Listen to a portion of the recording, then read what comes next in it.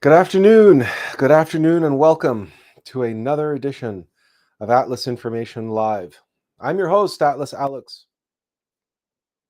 and today we're going to be addressing a subject which has far reaching implications and is one that, well, we're going to get into it, but you're going to see why today's topic, this question of power versus strength, what these two words represent and how they affect humanity and humanity's desires and deep longings. Because this week I spent 3 days attending a Tony Robbins workshop.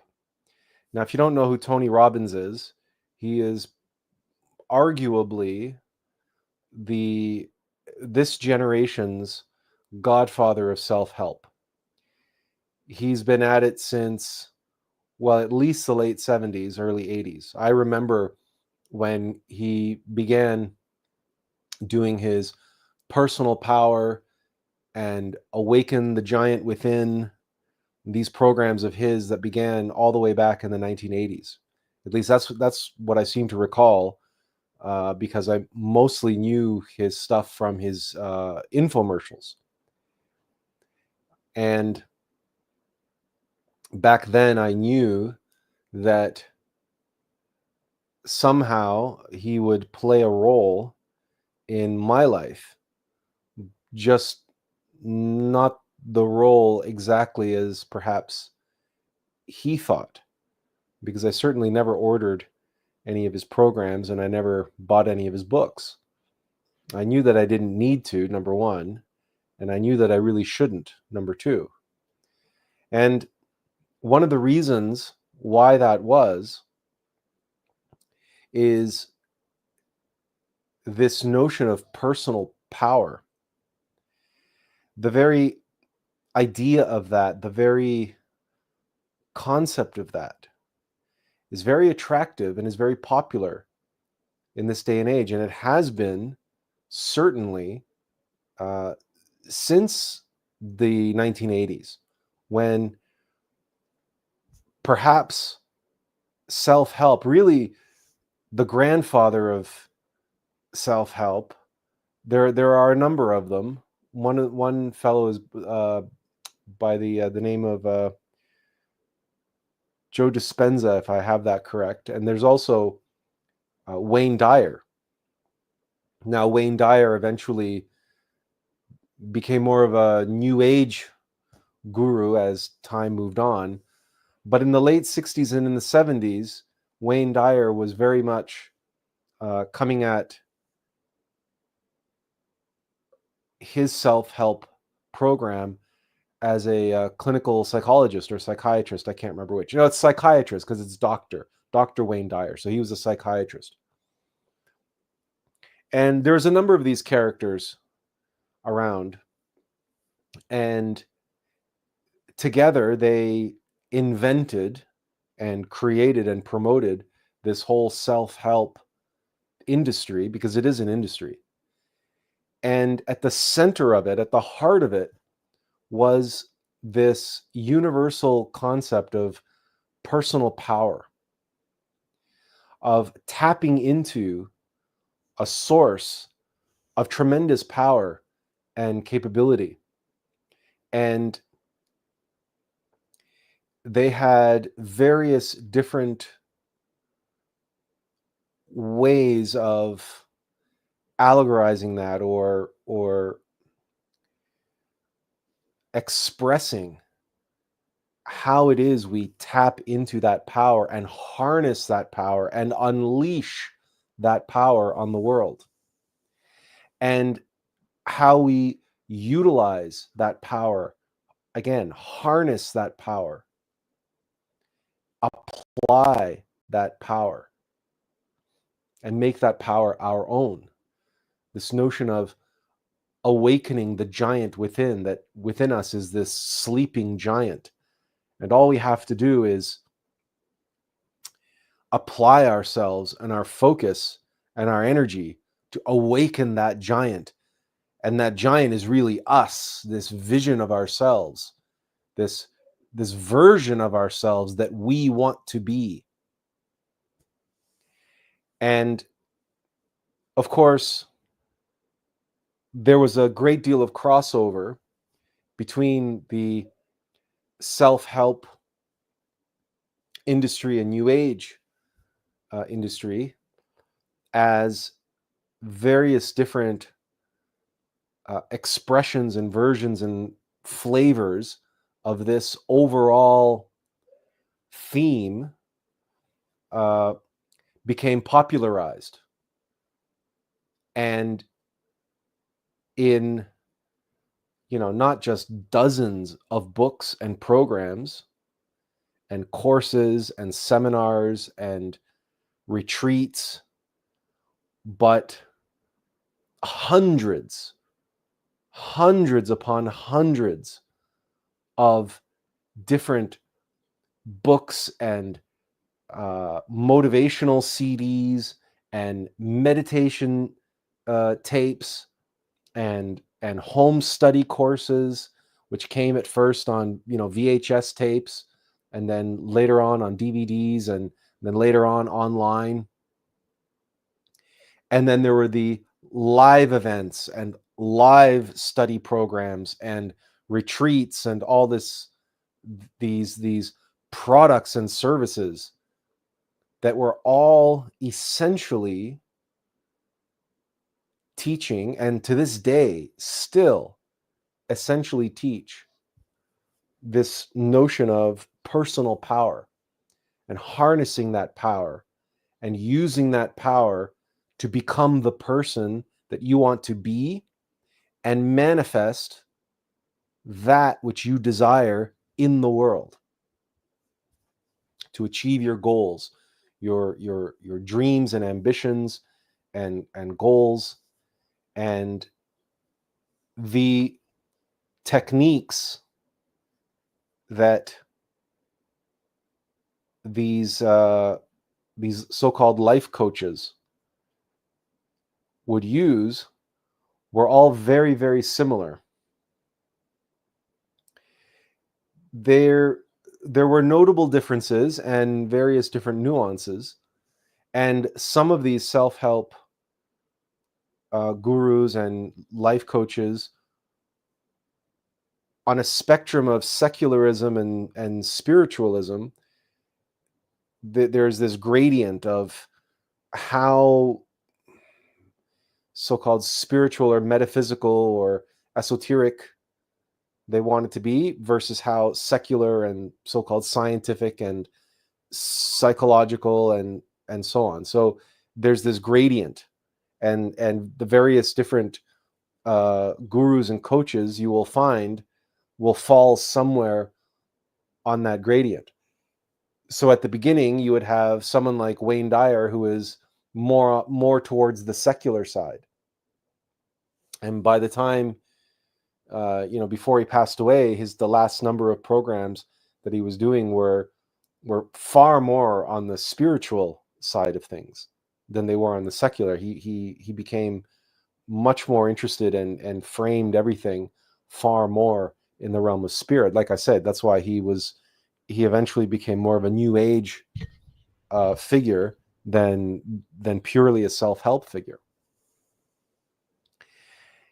And then this week I attended a 3-day program with Tony Robbins, and I discovered that he, very interestingly, he has one foot very firmly planted in the secular world, and another very firmly planted in the spiritual world. And he bridges the two with his program, because he explains everything scientifically, in a secular way, how everything's the nervous system and stimulating the nervous system and conditioning the brain and working with endorphins and dopamine and the neurotransmitters and all of the hormones in the body and so I don't want to I'm not going to get into his program, but he explains the science of why it works in a secular materialist scientific way. But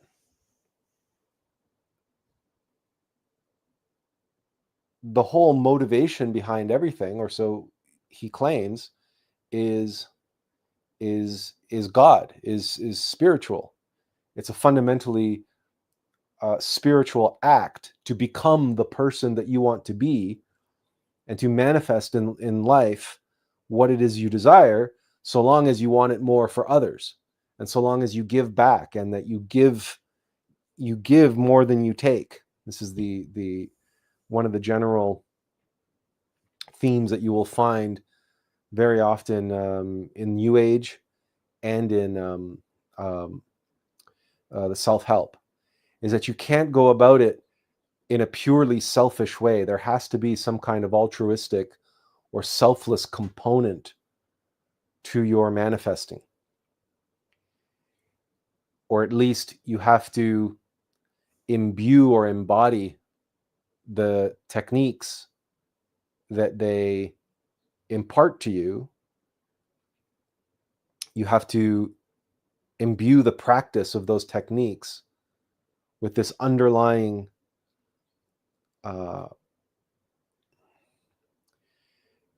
intention that you are doing this, you are becoming the best, most successful, most productive person that you can be, because in the long run it's going to be beneficial to others, it's going to be beneficial to humanity. And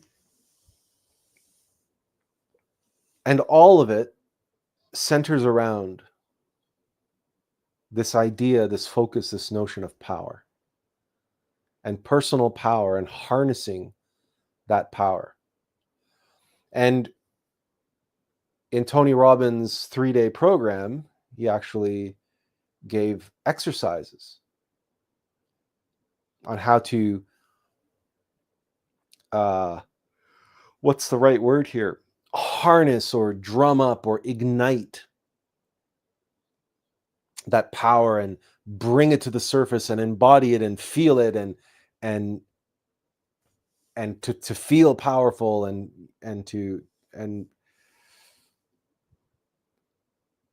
it's all about using that power to change your state, because if you can put yourself into a powerful state, you will be able to harness that power and so on and so forth. You will get powerful behaviors are born of powerful states, and powerful stories are written in the mind if you are in a powerful state. And out of powerful states and powerful stories and powerful thinking come powerful actions and powerful strategies and so on and so forth. So you can see there's actually a mechanics to it. There's a logic to it.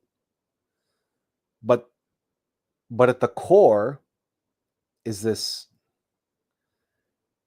notion that there's this source, there's this power source that we have to tap into. And so long as we can tap into that power source, we become powerful.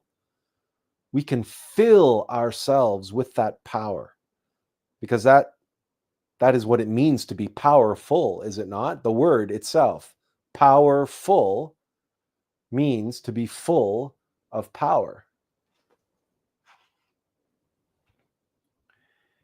And if you are full of power, you are powerful, then surely you can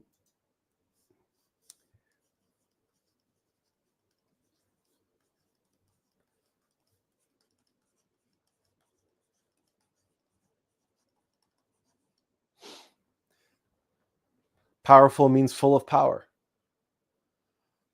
And if you're full of power, then you have the ability to use the power that you are full of. When you're powerful, you can apply power. When you're powerful, you can unleash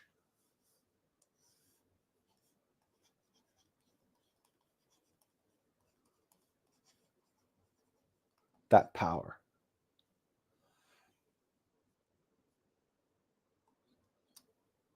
You can awaken the giant, that powerful being, that powerful self that you want to be.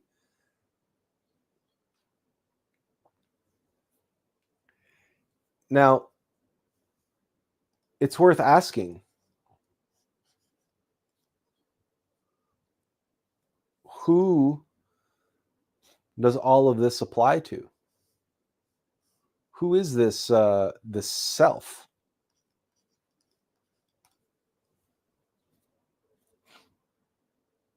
Who or what wants to feel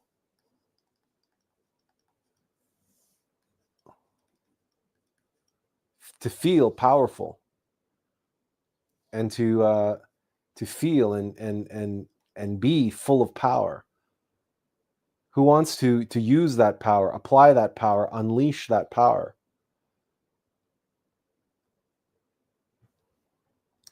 Tiffany says, sends us greetings. She says, "Hi, Atlas." Hello, Tiffany. Nice to have you here. It's worthwhile asking the question, right? Who or what wants this power? And even if you do want this power to do things for others, right? You can say that you have an intention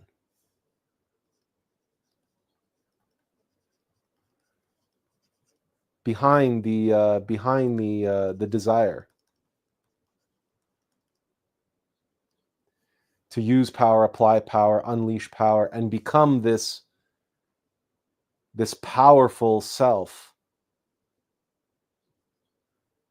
the person of your dreams, the person of your fantasies, your highest potential. But again, who is that self?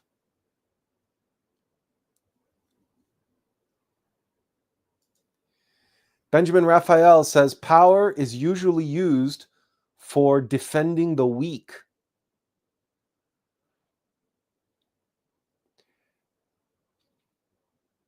That's worthwhile unpacking what exactly you mean by that. Because I would argue that that is not precisely the case. I would argue that in this particular example, when you say power is usually used for defending the weak, that is true in the sense of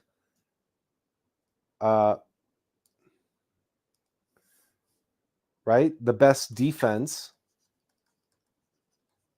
When you see the best defense as a good offense,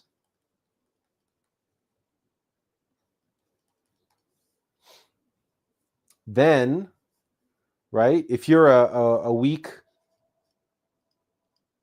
individual, right, you use power to do what? To assert yourself, to assert a stronger version of you. That requires power, and you assert yourself, this powerful self, on others, on your opponents, your adversaries.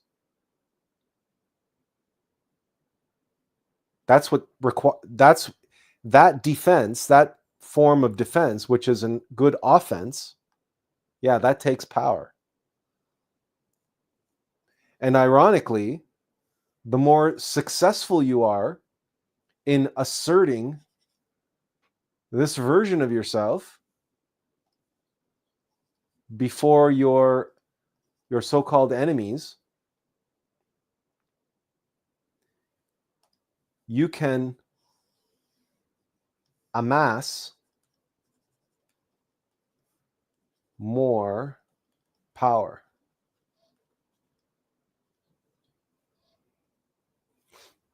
If in asserting your power, you can get them to succumb or subject themselves. They subject themselves to your dominance.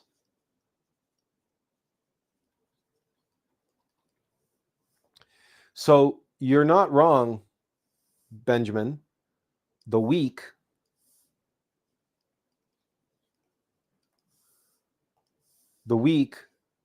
seek to dominate, and they use power to do so.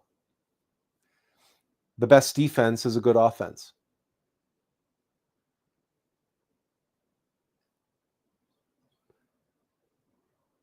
But since we're on the subject,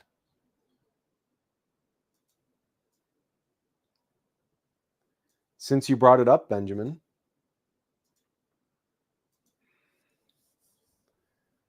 what about someone who is strong?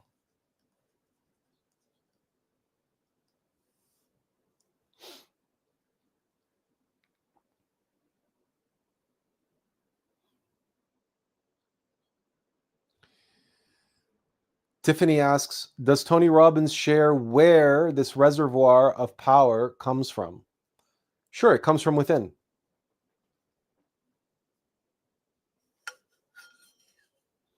Doesn't get any deeper than that. Now, you can call it God, you can call it soul, you can call it the universe. He lets you call it whatever you want. But he does point out that you are not this body, you are not this person, you are a soul. And that the power, the energy comes from within, comes from that soul, comes from that spirit. You can call it God, you can call it the universe, you can call it whatever. So, as I said, there is a metaphysical or spiritual side to Tony Robbins. And yeah, ultimately, he admits that that's the source of your power. But he calls it power because everything he is about harnessing, utilizing, leveraging, unleashing that power, applying that power, and using that power to become the person that you want to be.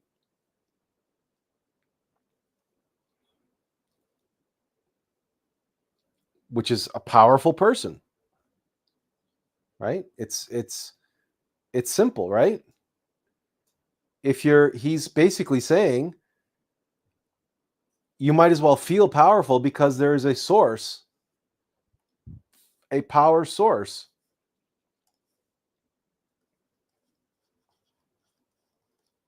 A power source inside of you.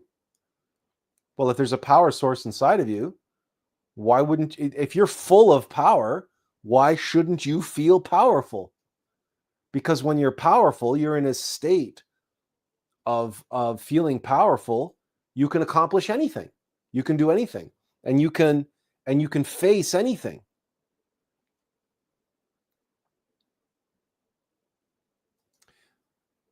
And you can face your own fears, your own judgments, your self-sabotage, your condemnation. So very often there is a dynamic that's being set up here where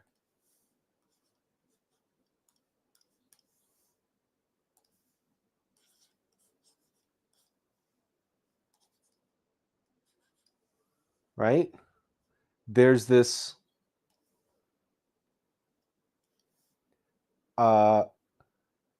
dichotomy, this binary duality of the weak self and the powerful self. There's this, he likes to talk about identity, right? Identity. Let me put that, your identity. Do you identify as a weak person or as a powerful person? And if you identify as a weak person, right?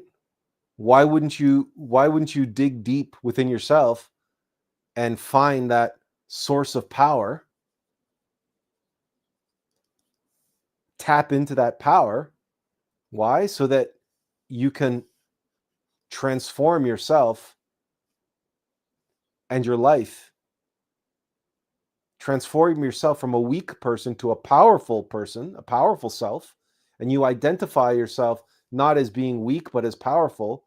And if you put yourself in this state, psychologically, emotionally, physically, then this is what you assert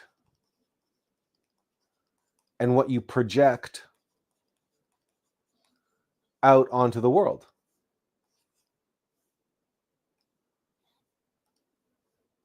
Right?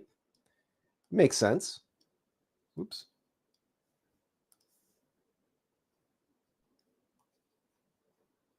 Right? This is what you project out onto the world. Your strong self. That best version of you, that strongest version of yourself.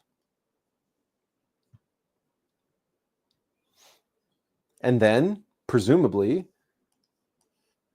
you can assert and bring that power and use that power to affect change in the world. And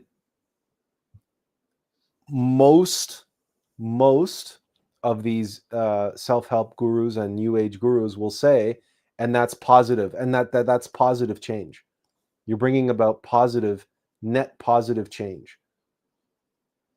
So it's all wrapped in a feel-good, touchy-feely, warm and fuzzy, sentimental of positive intentions. And that this is really your responsibility.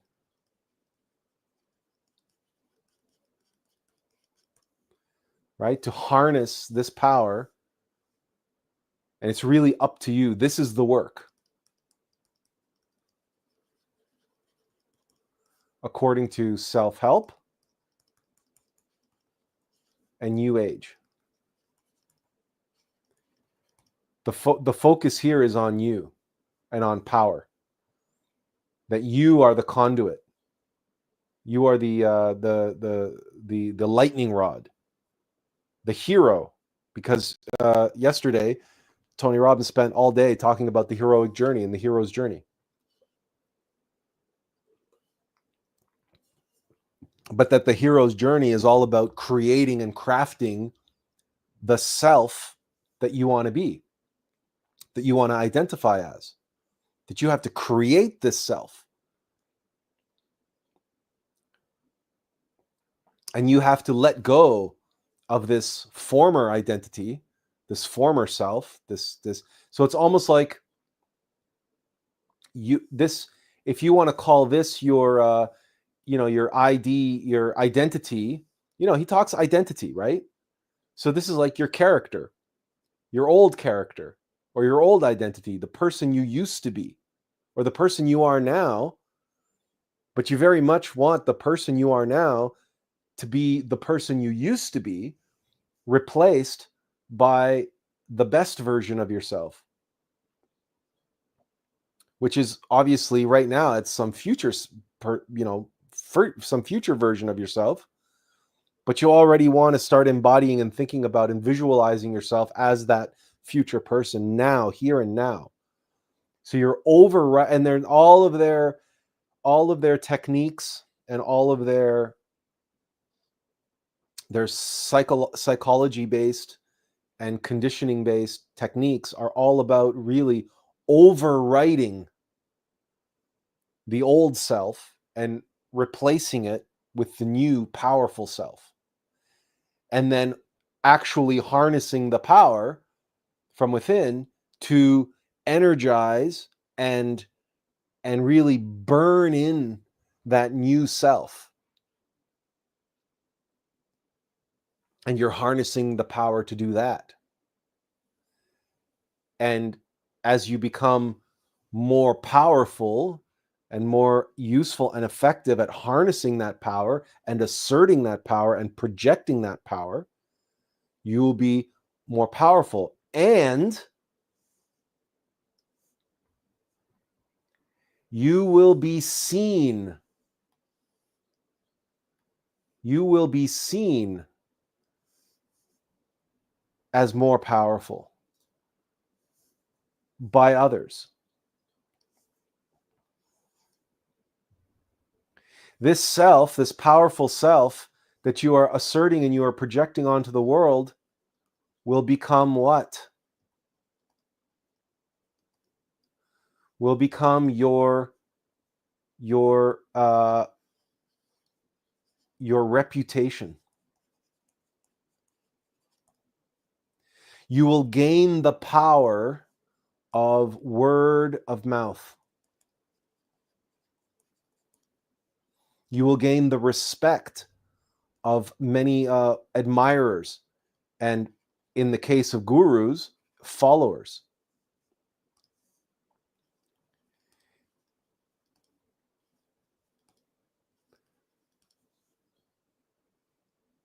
And like I showed before, there's a feedback loop. The more followers you have, the more the world recognizes your power. They will begin to see you as a powerful figure, and even they will see you as some kind of authority.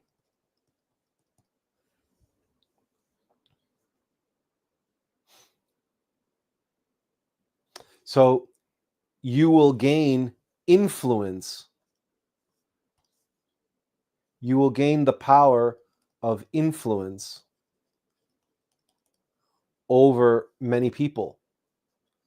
And that influence has that feedback effect of giving you more power, more people following you, more people listening to you, more people acting on what you say. It's power. It makes you an authority figure.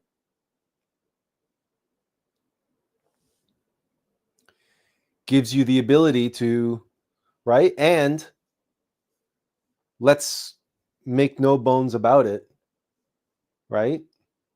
We're going to pick a special color just for this one. There's a certain type of reputation, followers, et cetera, and that's customers, right? Clients. Because he actually uses this word,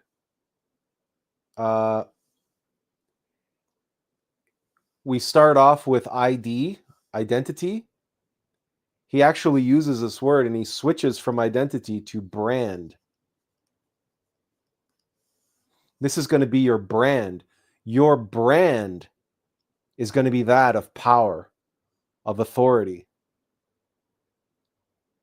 of the best in your field. That's going to be your new ID. That's going to be your brand.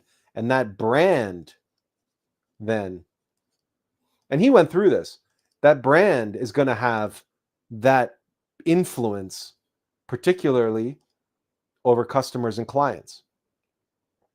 And he goes very clearly and succinctly into things like asking people, what do you blow your nose with? Do you blow your nose with a tissue, or do you blow your nose with a Kleenex? When you go into a restaurant, do you ask for a Coke or do you ask for a cola? And he pointed out that there are people who, for them, brands are so influential, are so important. In fact, there are brands that have become the category of product, because Kleenex is a brand name. It's actually facial tissue. But who asks for facial tissue? Nobody asks for facial tissue. They grab a Kleenex. Even if it's a Scott's brand facial tissue, it doesn't matter. They'll still say, pass me the box of Kleenex.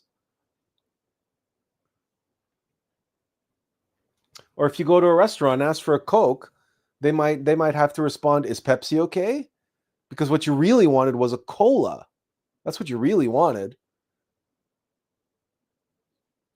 If it's authentically okay that if they bring you Pepsi, what you really wanted then was a cola, but you asked for a Coke, and maybe you always ask for a Coke.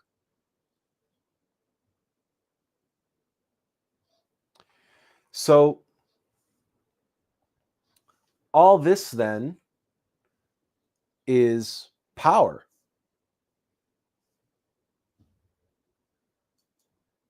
This is all related to power.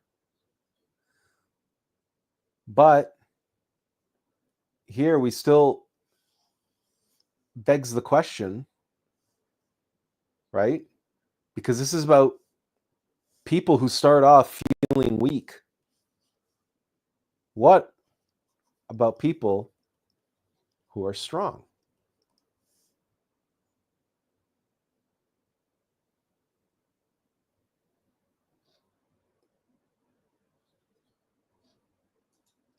If all of this is power and the dynamic of power, what about a person? And I'm going to use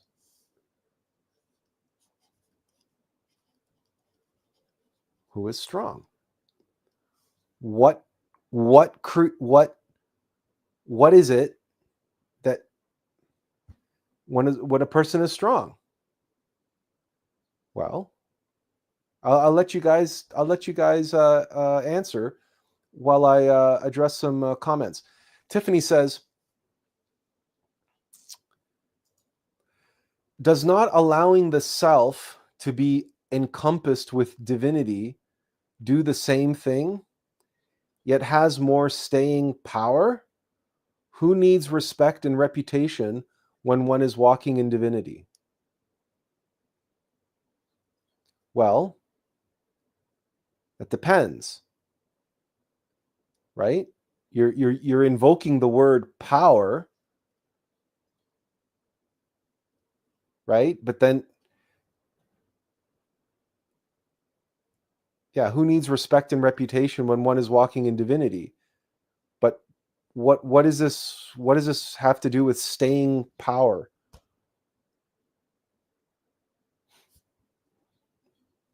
Anyway, you're getting, like usual, Tiffany. You're getting ahead of us, but regardless, Tiffany follows up and says, divinity will show even more so than power and authority, in my opinion. Yeah, and that's fine. You're right, but you don't have the words. What is the word more so than power and authority? What does that mean? Right? You don't have a word for it. You just say divinity. Well, what does that mean? We have to be practical. Like Benjamin says, your words must be ineffable and true to be truly powerful. However, politicians appear powerful because they use the power of doublespeak. So again, we're invoking the word power here as if there is a way to be like fake powerful. Like Benjamin says, politicians appear powerful. because they use the power of doublespeak. Like, you've used the word power 3 times in 3 different ways, meaning 3 different things in a single sentence. So let's bring everybody back to what's on the screen here, to what's on the whiteboard. What makes somebody strong? How can you say somebody is strong?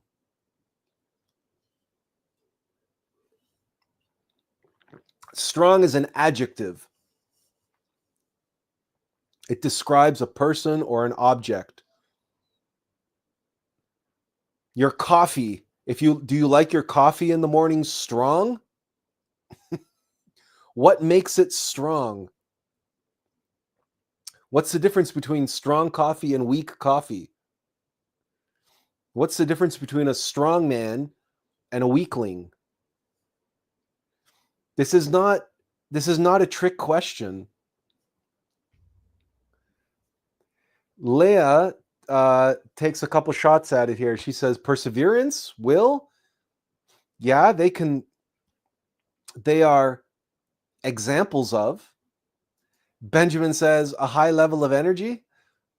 You know, does a stone have a high level of energy? Would you say a stone wall has a high level of energy? But is it strong? So this is not a trick question. Don't let your mind overcomplicate the answer, because the answer is self-evident.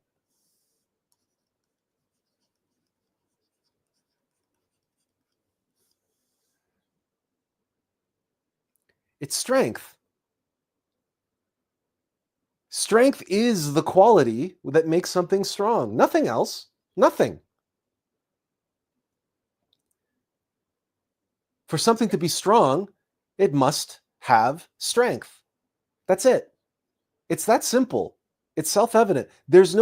I am not here to trick anybody. I am not playing mind games with you. Right? I am not trying to, trick you into some sort of belief system or something or other, right? So, but you notice that your mind is grasping and wanting to overcomplicate things and is looking for the most sophisticated answer or the most intellectual answer, whereas the answer is the simplest, self-evident one. It's in the language. It's in the words. Strength leads to something that is strong. Strength lends itself. The quality of strength becomes, when you embody it, the body becomes strong if it's embodying strength. It cannot be anything else. So your will becomes strong when your will embodies your inner strength. Then you will have willpower, what we call willpower, or strength of will. Right? So you can become, if you embody in your physical body that strength, you become physically strong. But if you embody that strength in your will, you will have strength of will. Ugh, my writing is atrocious. You'll have strength. You know what? Let's just say of will. You guys get it, right? Strength of will. I'm not going to repeat strength every time. Or how about strength of character? What does that mean? Strength of character. Well, when your character, your integrity, your honesty, your honor, your valor, your courage, your commitment to others, when you make a promise to someone, when you make a commitment to them, when you make an agreement with someone, these are the aspects of your character. When we say character, we're not talking about in a Hollywood theatrical sense. We're talking about strength of character. Someone who has strength of character is someone who doesn't bend over, or what's the expression? Someone who doesn't bend the knee at the first sign of hardship, at the first sign of opposition, at the first sign of resistance, or being threatened or coercion. Someone who has strength of character will uphold their values. So in other words, you can have strong values, which lends to being a strong character or having strength of character. And we say the word integrity.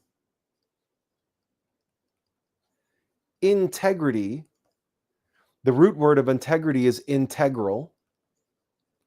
And what that means is fundamental and necessary, foundational, in other words. So when you say that a building has integrity, or the integrity of a building has been compromised, what are we saying? We're saying the foundations are cracked. The building may have had very strong foundations, but the structural integrity of the building is compromised, let's say after an earthquake. Why? Because the foundations have been compromised. The structure, the superstructure of the building, the engineering, the integrity of the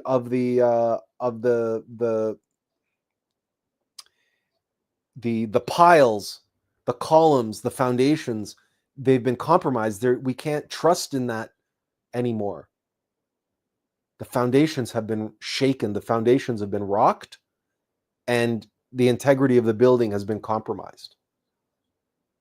It's basically saying that the strength of the foundations just isn't there anymore.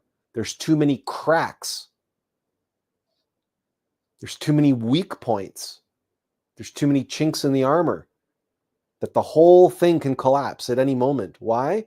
Because the structural integrity has been lost. That which was integral. So the underlying values, the deep-seated ethics of one's character is also found in this nebulous concept, this existential value, this quality that we're talking strength.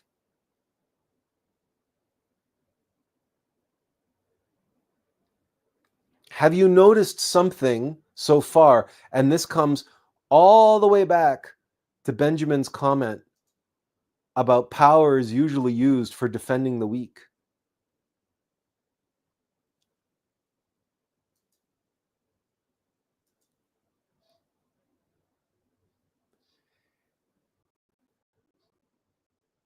I have not mentioned the word power once.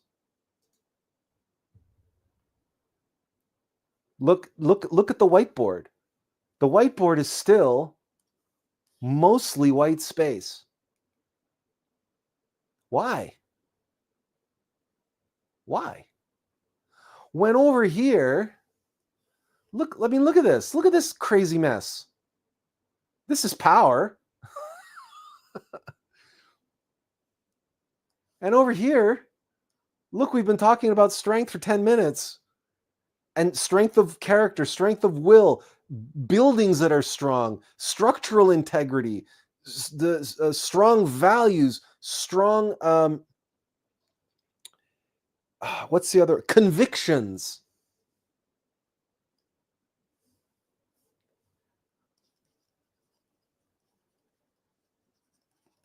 that build, and we even say this, right? To have strength of character, we say, what builds character? We even talk about character like a building as having structural integrity. And what builds character? Well, we've talked about it many, many times. And we talk, the alm of life, which always entails some form of hardship, some form of struggle, some form of sacrifice.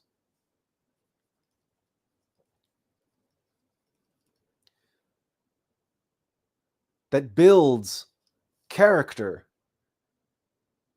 And hardship and struggle builds, this is the feedback that builds strength. Hardship and struggle and overcoming obstacles and overcoming weakness to become stronger. But it's that internal strength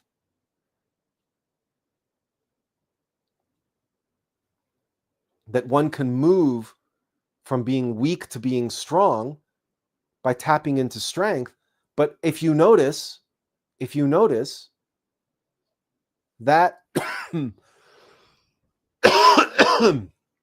that feedback loop, this is all, there might be external aspects to this struggle and to this process of the alm of life, right?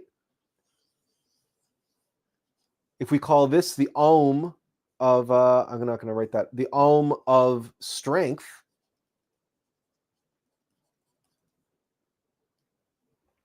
we can embody that strength. We can become stronger by calling upon that inner strength to descend into hell and conquer whatever obstacles we need to as we descend on the alm of light. And then we ascend to the next level stronger than we were before because we accessed strength in order to overcome the obstacle. This increases our strength. This makes us stronger.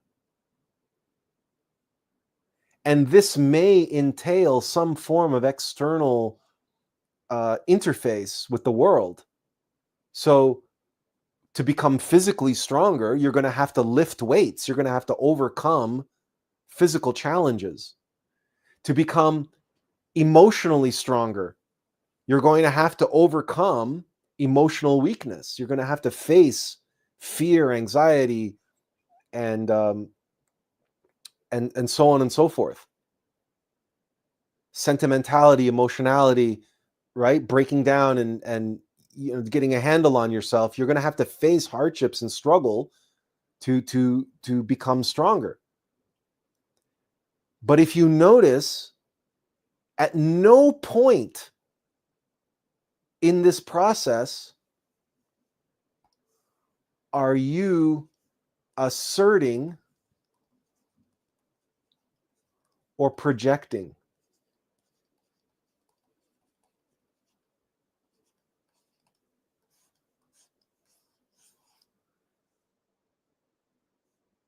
This has nothing to do with other people. Nothing. Zero. Absolutely zero. Your strength is not dependent in any way, shape, or form on your brand, your identity, in other words, your brand, your influence, your reputation, your followers, your customers, your clients, your bank account. None of that. None of that matters to whether or not you are strong. All of that matters whether or not you are powerful in the world. If all you are working with is power, and all you seek is power, and all you covet is power, and all you value is power, then brand and influence and word of mouth, reputation, followers, customers, clients, and your brand, your what do they call it? Your brand share. It's like market share, but from branding. So it's your psychic share or something like that. Coca-Cola owns that. Kleenex owns that, right? So when someone thinks about blowing their nose, they think Kleenex. That means that brand owns the lion's share of the psychographic marketplace for facial tissue. That's how powerful that brand is. Now, you could argue that in that example, the power of the brand relates to how strong a connection that the customer has to that brand. So these words can become conflated and convoluted and used in inappropriate ways. And we will get to that, and I will get to that in more detail. It's sort of like what Benjamin was saying earlier about politicians appearing powerful because they use the power of doublespeak.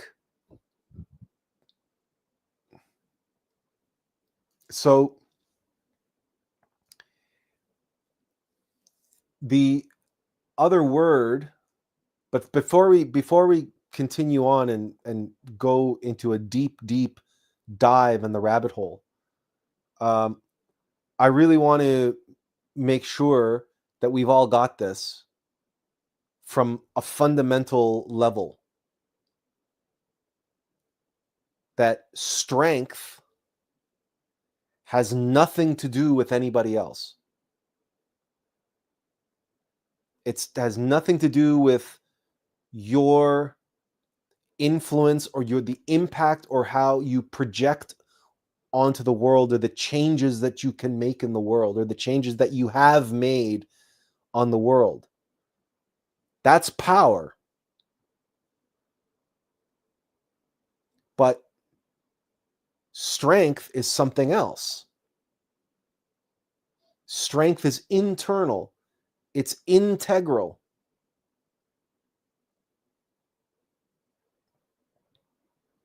Strength can make you powerful.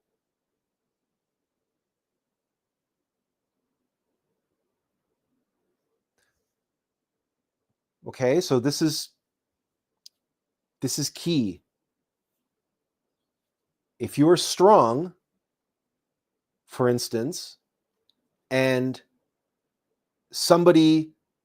you're walking your dog on the sidewalk and you noticed somebody is under their car, changing the oil in their car, and they're under the car, and their car is up on jacks. It's up on a jack, right? And they're trying to get the oil plug off their car, and it's stuck. And so they start banging it and wrenching it back and forth, and it's not a very big car, it's not a very heavy car, so they don't realize that they're actually rocking and beginning to move the whole car, and they don't realize that they're actually that the jack is beginning to lean and everything else, and they become so frustrated they can't get the oil cap off, that they shake the car so much that it falls off the jack and it falls on top of them. Now they're trapped under their car. Now, if you are strong physically, you have the power potentially to run over there and lift up that car maybe an inch or a couple inches, just enough so that he can get out from underneath it. You may have the power to do that. Why? Because you have the strength to do that. You have cultivated and built the strength to be able to respond in that way and to exert your strength in such a way that you are able to perform that great feat of strength and that great exertion of power, of force.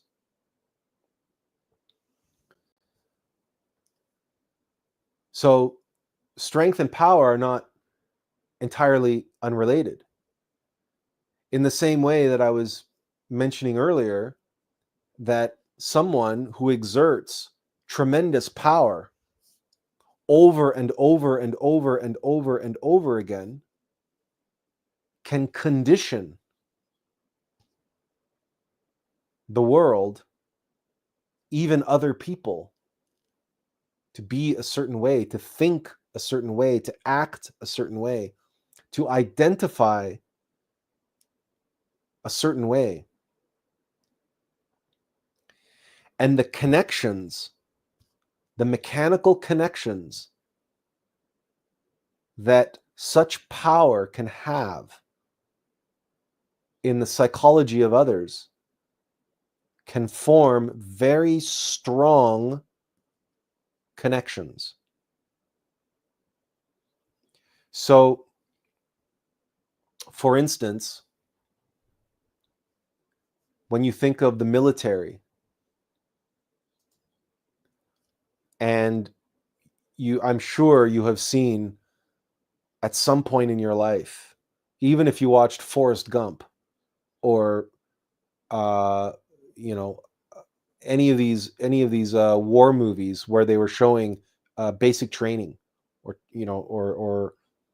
even G.I. Jane, where they were showing like Green Beret training, or no, it wasn't Green Beret, it was Navy SEALs, and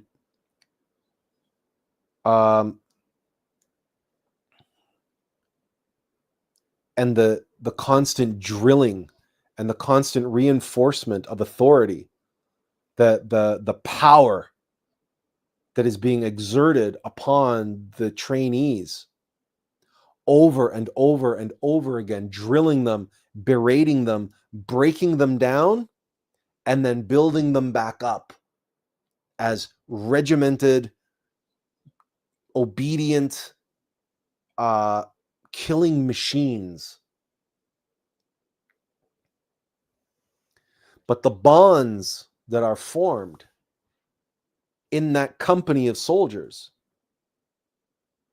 the identity and the connections, the identifications and attachments to their company, to their sergeant, to their commanding officer, and to one another, those bonds are very, very, very strong.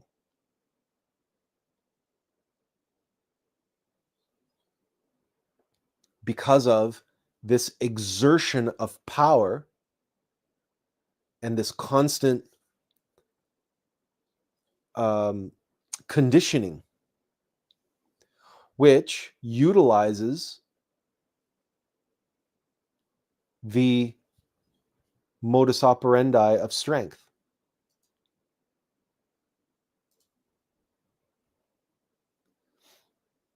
Because you can create, quote, strong soldiers. Because you can use your power and your authority and your influence over them to force somebody to undertake this process, but because you are asserting your power, your influence, your authority over them, you are implanting the values and the convictions, the beliefs, etc. You are imposing, you are imprinting, you are putting yourself and what you want into the process of the Alm of life, and you are deliberately putting these people through hell. So when they're at their weakest, that's when you are inserting, to when they're here in hell, when they think they're in hell and they're at their weakest, that's when you're inserting the values and the convictions and the beliefs that you want to be integral to what you are building, which is a so-called strong army.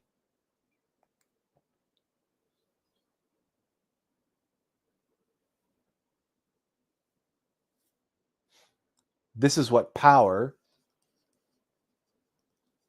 right, over others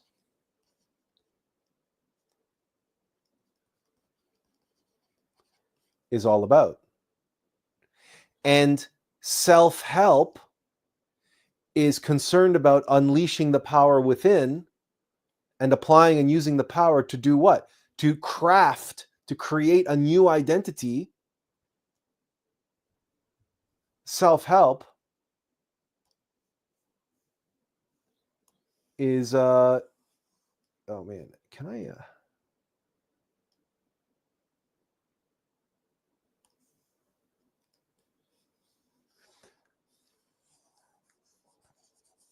okay, there we go. Self-help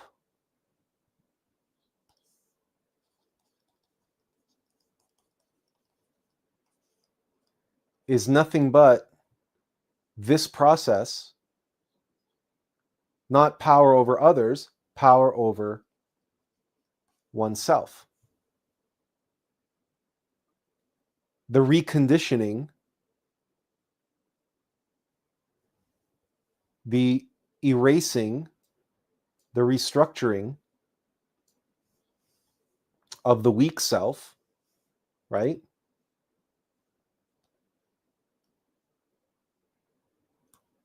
Into a powerful self, which, as Benjamin points out, where did he point it out? Where he said politicians appear powerful? No. Politicians are powerful. But what they appear, what they want to appear, is they want to appear strong. This is where you have, and remember, the language doesn't lie.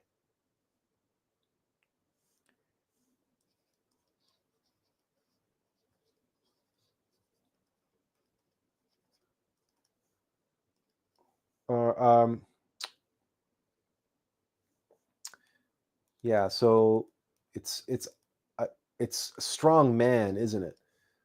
A strong man dictatorship.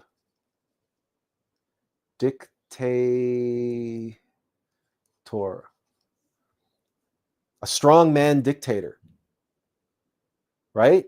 Napoleon famously was this short little guy. Right?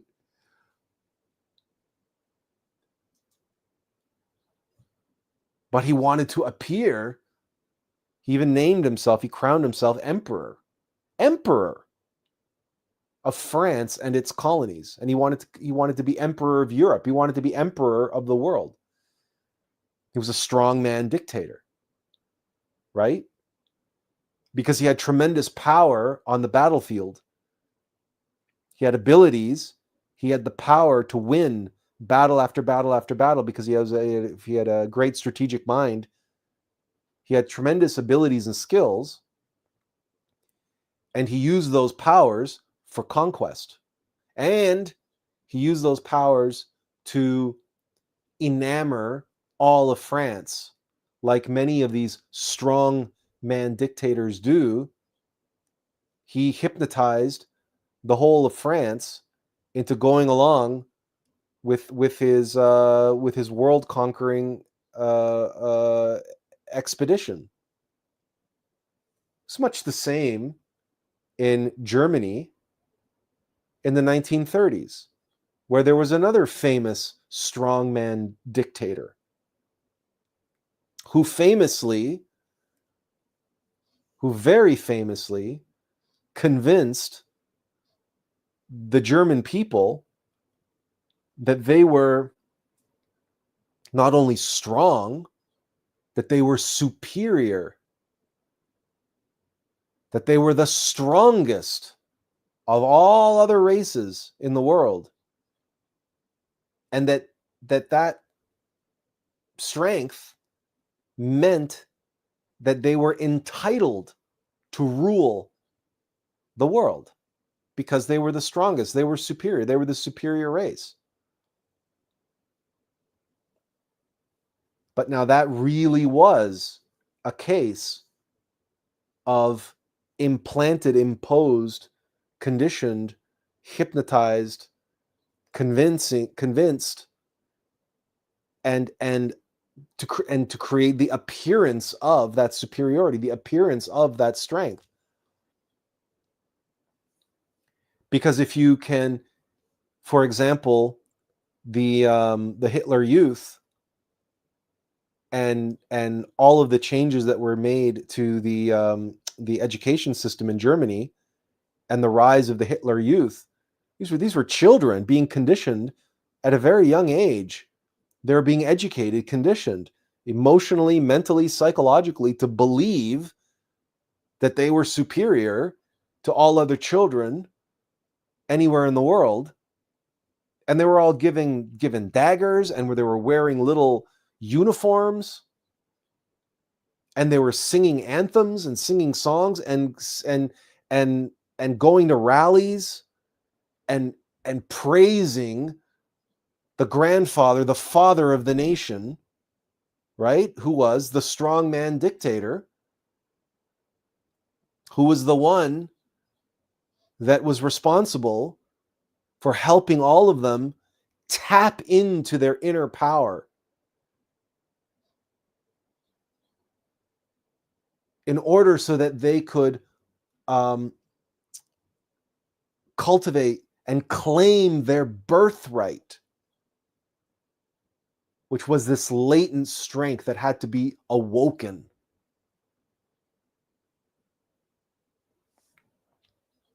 But there was very little in the way of, right, the true character, true integrity. Hardship, struggle, and sacrifice, well, there was plenty of that. But that was also very cleverly manipulated and controlled by the powers that be, because they were engineering the, quote, master race, right? And to do that, you need power. And you need to assert your power over others. And or get them to assert that power over themselves in order to invent the new self, right? That believes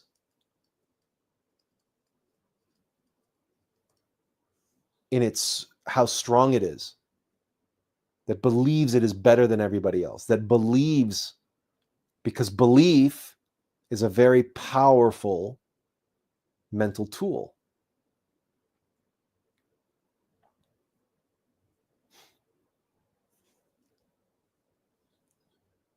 And yeah,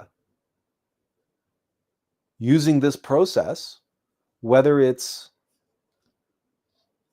an outside force who is conditioning you, or it's some technique, it's some protocol that you have learned, that you have been given for you to condition yourself, to condition your own mind, your own heart, your own body into believing whatever you want to believe about yourself. Either way, you can create very, quote, strong beliefs.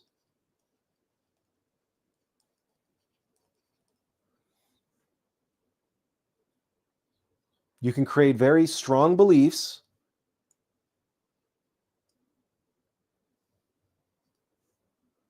that someone believes that they're strong, or someone believes that they're superior, or someone believes that they can do anything, or someone believes that they're born of unlimited abundance, and that they have uh, they are entitled to whatever it is that they desire, and that through that entitlement and through that abundance and through that manifestation of fame and wealth and success, worldly success, they will be able to give back to others, and that will just make them that much greater and that much more important and that much more worthy of their success, because look how much I'm giving away. Look how much I'm tithing. Look how much philanthropy. Look how much I give away. Because many, many, many of these elites and these wealthy people, they justify, right? Their justification and their validation for all of the reinvention that they were conducting on themselves through the application of power. They justify and validate all of that by their good works, their philanthropic works, or the way that they're changing the world or making the world a better place or alleviating suffering or so on and so forth. And then so they start these foundations, and they start giving away, depending on how much money they have, they start giving away or applying hundreds of millions or billions of dollars, and so it, quote, makes it all worthwhile.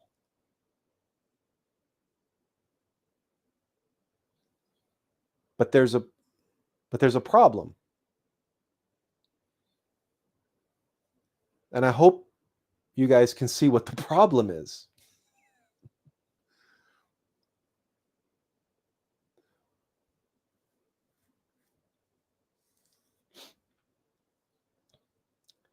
Is that strength of character, of convictions, of values, and integrity, and sacrifice, and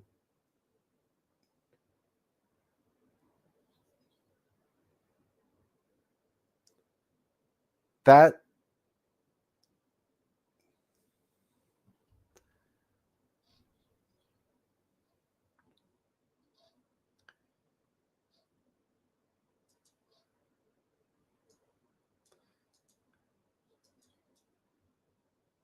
where are we here? I'll make myself smaller.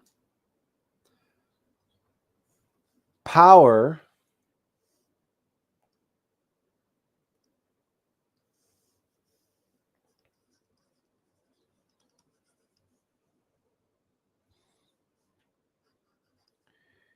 is what a machine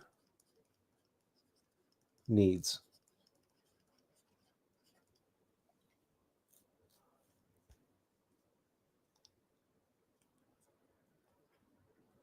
This is incontrovertible. This is irrefutable. No machine can function without power.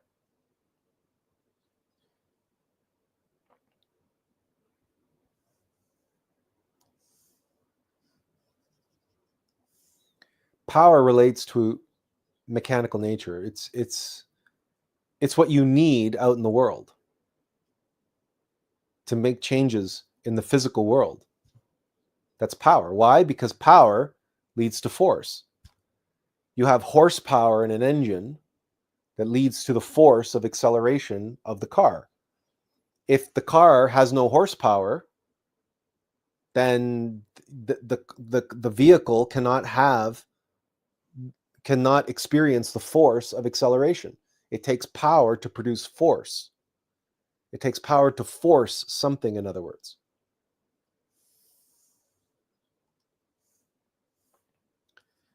But strength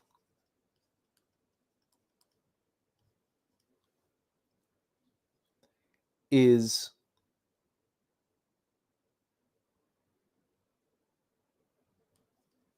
this is the only word that I've come up with so far to really to balance mechanical or machine. But we could say power is physical and strength is metaphysical. To have strength of character, to have strength of values, to have strength of commitment, to have willpower, which is ironically power, but it's strength of will is what willpower is, because the reason why we say willpower is because you have to exert willpower to stop yourself from indulging the mechanical egos, right? You need power to have an effect on the machine.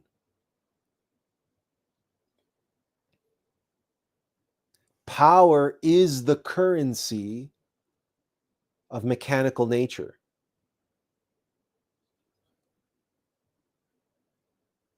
But the currency of divine nature, yeah, that's really a better word than just conscious.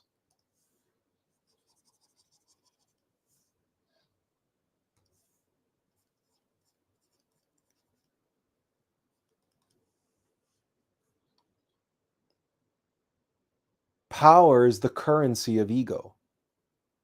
Strength is the currency of being.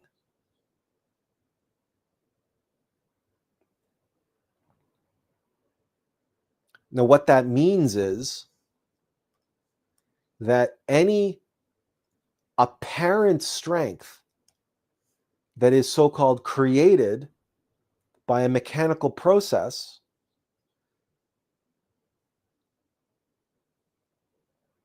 is like the so-called strength of the foundations of a building, the structural integrity of a building. You can engineer strength into that building, but that's mechanical strength. So using power, you can engineer mechanical strength. But as I said, after an earthquake, there can be enough cracks in the foundation and enough metal fatigue in the bending and the swaying of the girders of the superstructure that the structural integrity of the building is now compromised. Why? Because mechanical strength is subject to the law of entropy. It is subject to mechanical laws.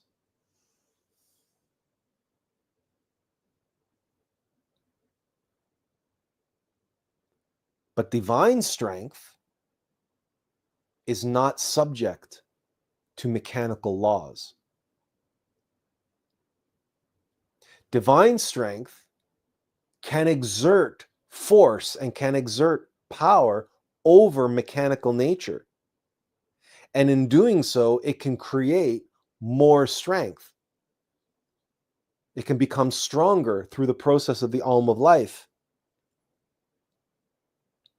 But it is the application of strength, the conversion of strength into power to overcome hardship and struggle and suffering in order to create more strength. It's an investment of strength to create more strength. It's like going to the gym and lifting weights.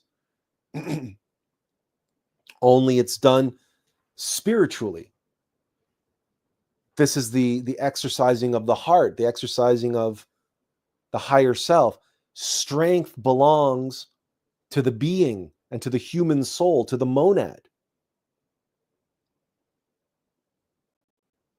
It's not mental conditioning. It's not the strong identifications and attachments. We're not talking about the conditioning of the mind in a strong way. That strength, the mechanical strength,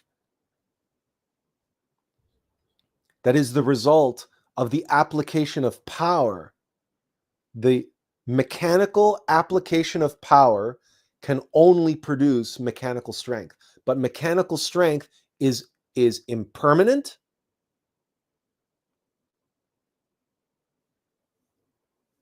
and it is subject to mechanical laws, including the law of entropy. And it requires constant reinforcement with more power. It requires constant reinforcement, in other words. But that reinforcement requires the application of more power and more power and more power.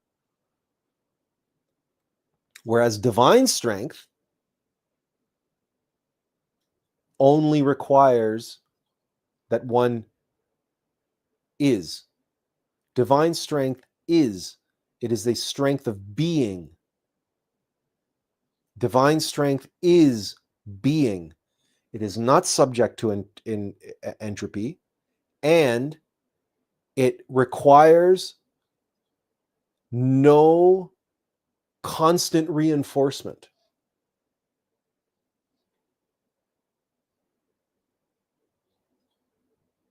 But it requires constant vigilance.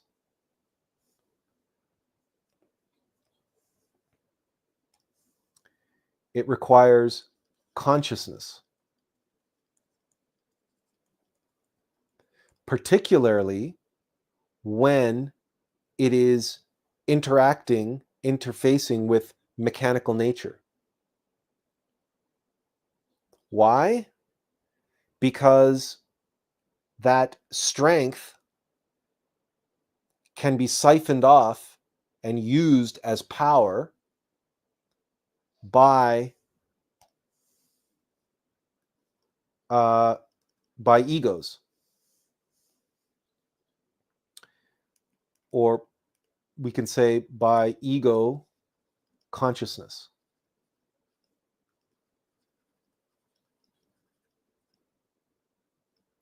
Or we can say unconsciousness,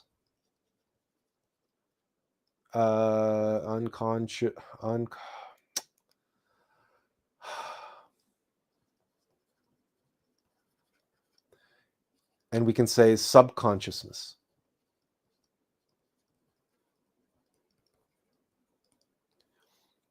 The constant reinforcement of mechanical strength requires ego consciousness, which is unconsciousness and subconsciousness. It's really subconsciousness. The subconscious application of power, or the subconscious siphoning of power, in order to constantly be reinforcing the mechanical strength. The mechanical foundations, which are, because they're subject to the law of entropy, are constantly breaking down. They're constantly dissolving. So they have to be reinforced. They have to be reinforced.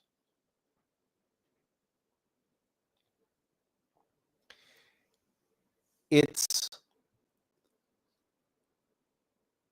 a way of, it's why in the Alm of Life, the Alm is this spiral, but there's another, with mechanical nature, there's a downward spiral of entropy, of mechanicity, that is eating away at any progress somebody tries to make mechanically using power. So they always need more power. And how do they get more power? More influence, more customers, more market share, more companies, more, right? And Alexander wept, for there were no worlds left to conquer. What does that mean? That means he was operating on the level of mechanicity and on the level of power. He was working with power. But eventually, he runs out of world to feed back into his power feedback loop. And when an empire reaches its zenith, it has exploited, it has siphoned off, it has unleashed, and it has utilized all of its power reserves, and it has attempted to increase its power by conquering and by acquiring, but it's now run out of places to conquer and people to enslave and resources to claim. It exhausts all the sources of power internally and externally. That empire can only go in one direction. Because in mechanical nature, what goes up must come down.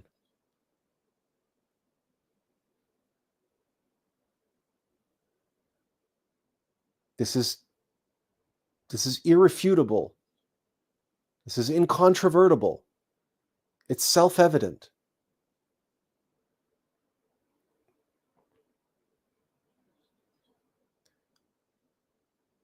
But in divine nature, what goes up can stay up. Now, it comes back down again on the Ulm of life, but it remains conscious. It remains strong. It comes down with all of its strength intact, even if through the great forgetting, the playing of the game, it takes on a new character, and that new character may be very weak. The new character may even be burdened with all kinds of,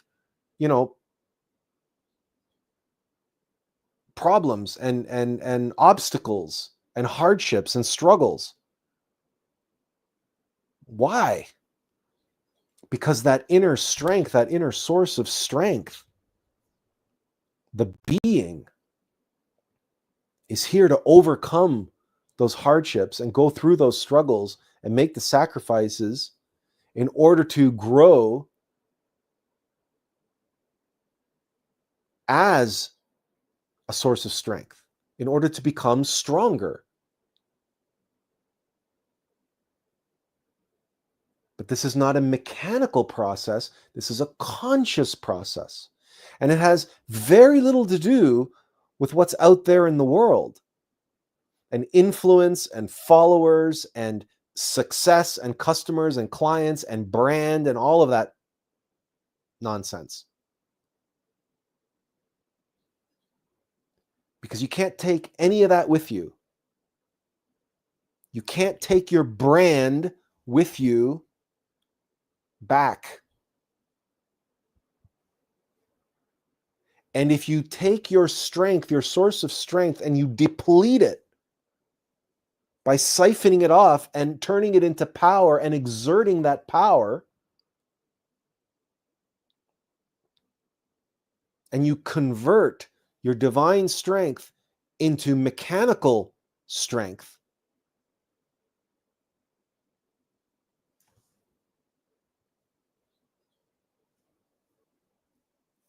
it can't last. It can only go in one direction.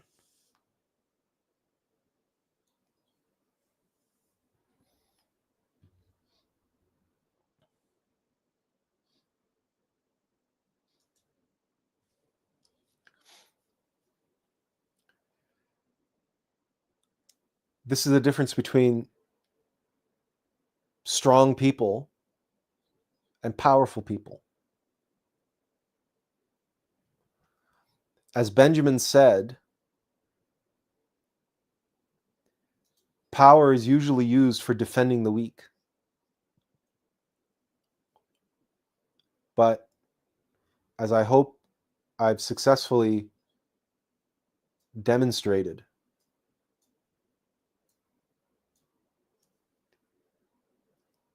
what the weak really need is to tap in to their inner strength. And what is really useful to defending the weak is strength, because strength is the opposite of weakness. Power only leads to a feigned strength, a mechanical strength.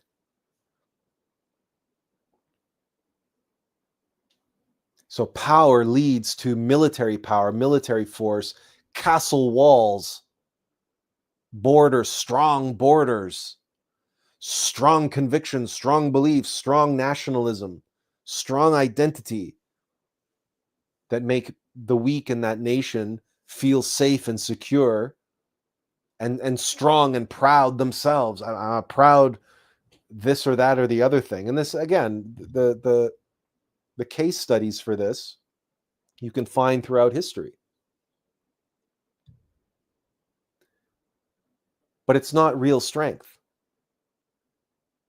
It's illusory strength. It's mechanical strength. It cannot last. It does not have real integrity, because its integrity can be compromised. And all it takes is time for its structural integrity to eventually fail. But if you have other forces acting upon it, that structural integrity can fail far more quickly. Which brings us to, after like over an hour here, Benjamin Raphael said, invincible, indestructible. We were talking about strength. What makes somebody strong? And Benjamin said, when someone is invincible and indestructible. Well, what is invincible and indestructible? Is anything created by mechanical nature invincible and indestructible? Obviously, there's only one thing that's invincible and indestructible. So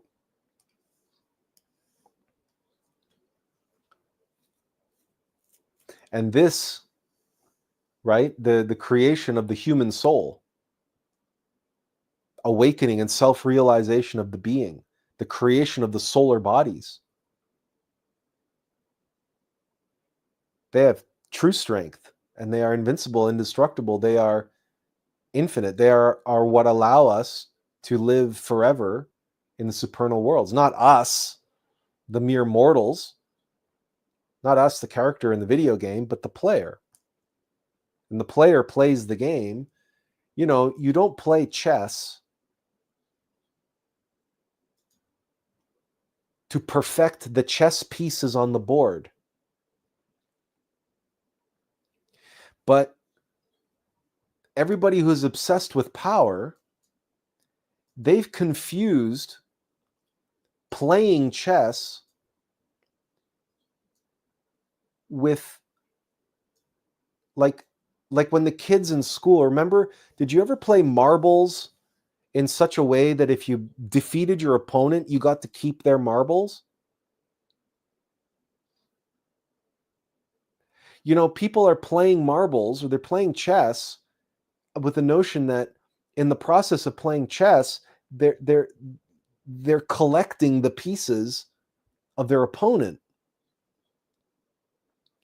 And that not only that, every time they play, they're focusing on carving ever more intricate and ever more beautiful and ever more luxurious pieces.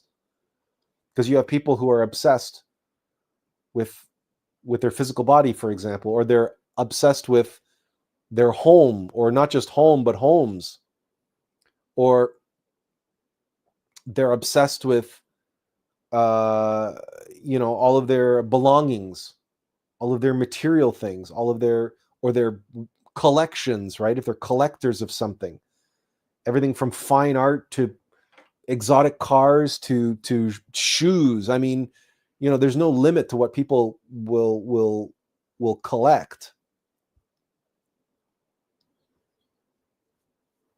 Leah says, gladiators keep coming to my mind.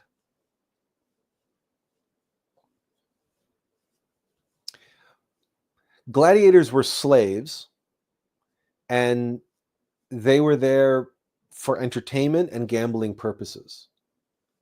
So it was definitely, and they were there to entertain the mob and to amuse the ruling elites of the day, because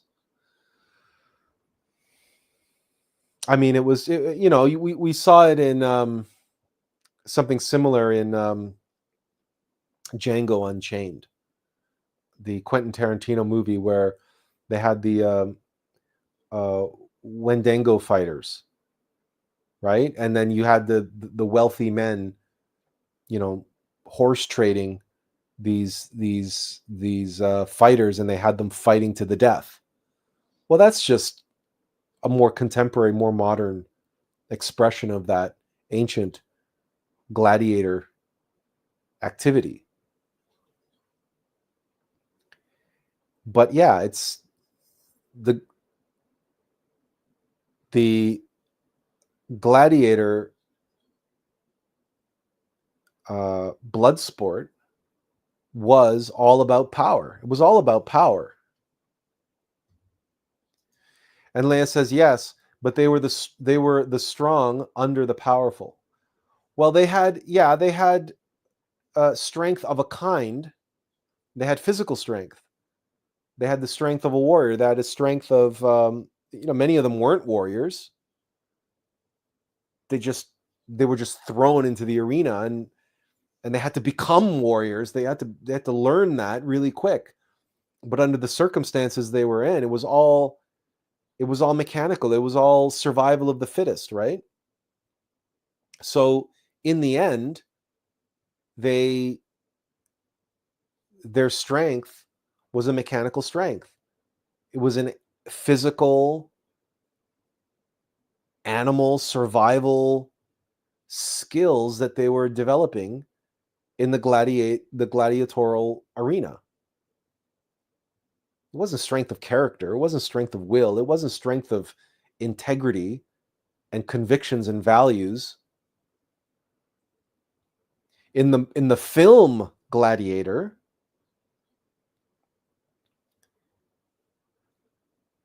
the theme of the film is not that Maximus develops strength of character by becoming a gladiator. Far from it. His strength of character was already fully developed when Marcus Aurelius asked him to become the next ruler of Rome and oversee the transition from Rome back to a republic. And Maximus and Marcus Aurelius asked him, says, do you not accept this great honor? And Maximus says, with all my heart, no. And Marcus Aurelius holds his head in his hands, and he says, but Maximus, that is why it must be you. Because Marcus Aurelius, being a great Stoic philosopher, knew that the only man worthy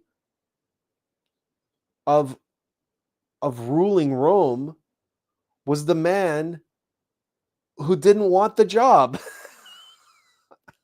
Because any man who wanted to rule Rome was unworthy of it.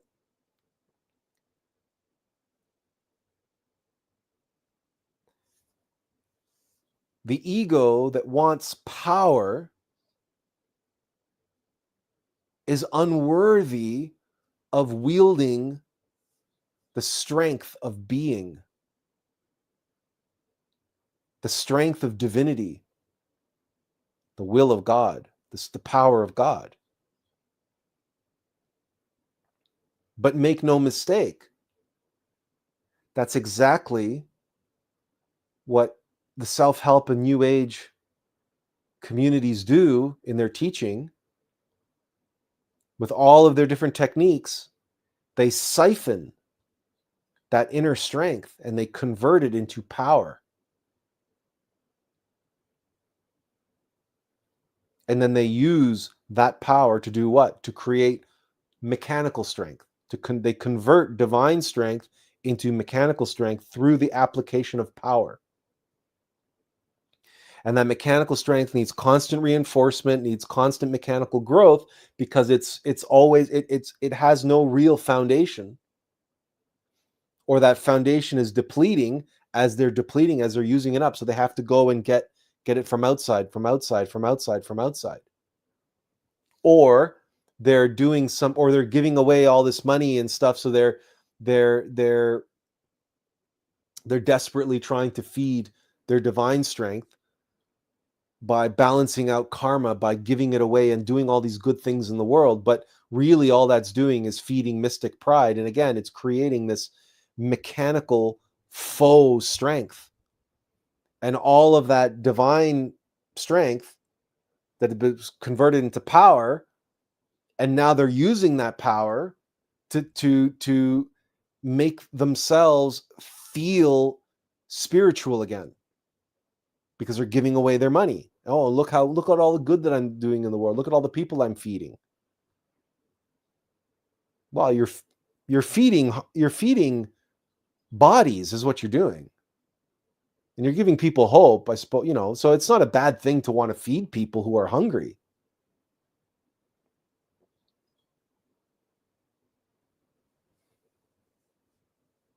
But if in the process, you're also keeping people, trapped in the struggle for power, on the treadmill of power,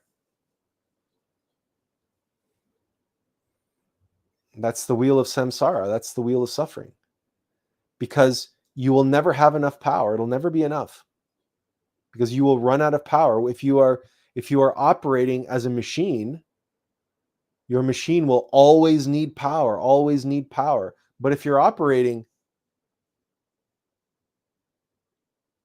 as a being, then you have your strength. You don't need power. You have no use for power. And you will not be on this treadmill. You will not always constantly be chasing something and always constantly be tapping into yourself. It will just shine through you.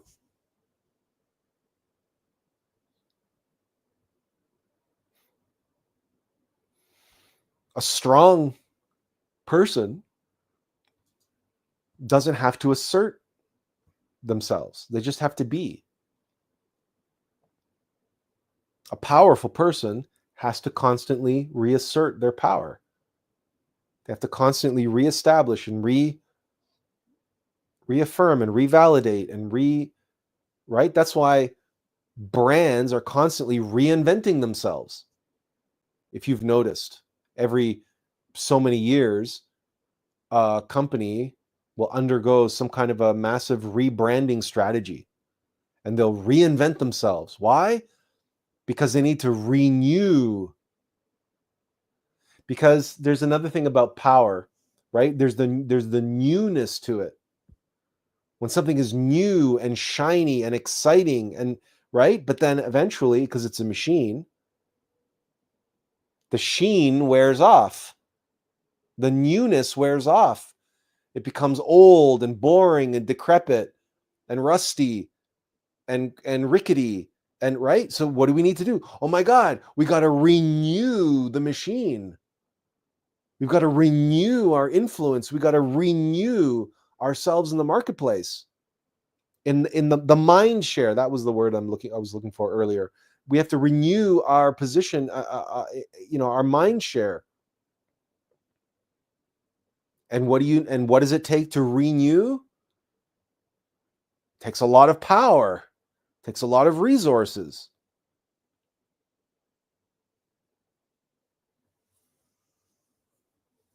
And so that's why you have, like a few weeks ago, when we were talking about, oh gosh, I've already forgotten his name, but the fellow who wants to live forever, the longevity guru, right? He's all about renewing, and he's all about being younger, and as he ages chronologically, he wants to reverse his biological age.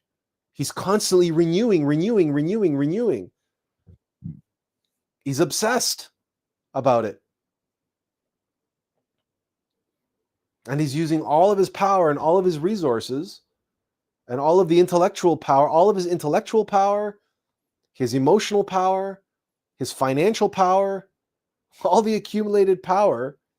And now he's using that and applying it with influence onto others, gathering followers.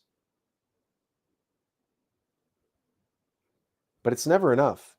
The clock is ticking. Time, entropy, death is inevitable. It's incontrovertible.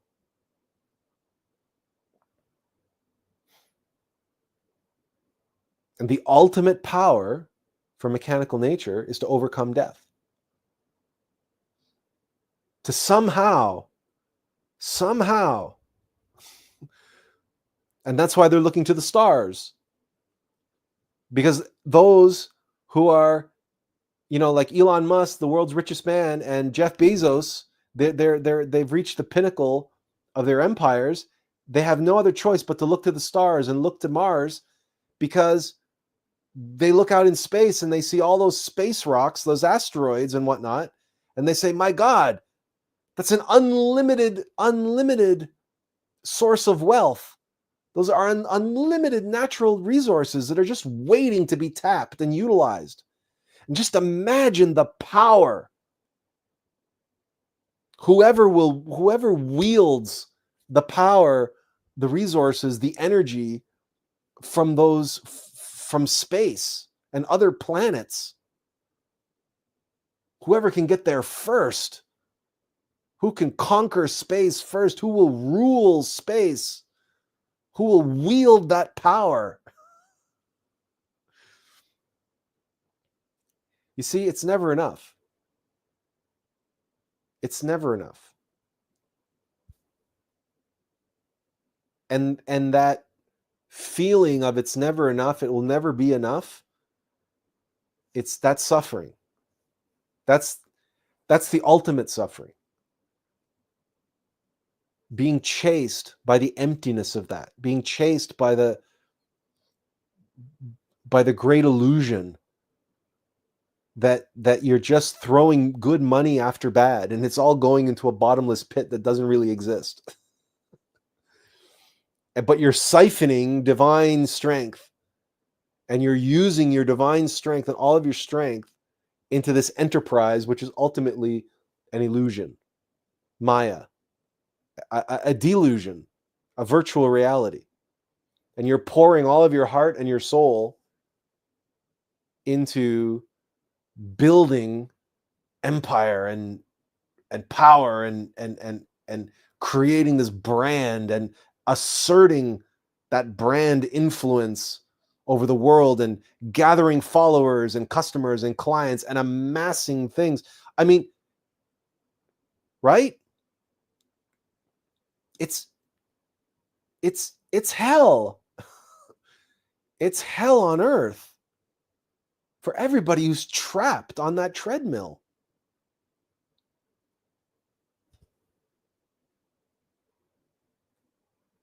But the ones who have attained the highest levels, the pinnacle levels of success, just imagine the inner strength that they have, the divine strength that they've been exploiting, that they've been channeling, that they've been siphoning. Imagine the potential that they have if only they would switch from ego consciousness, from subconsciousness, to consciousness, and switch from pursuing mechanical strength and through power, and switch back to divine strength.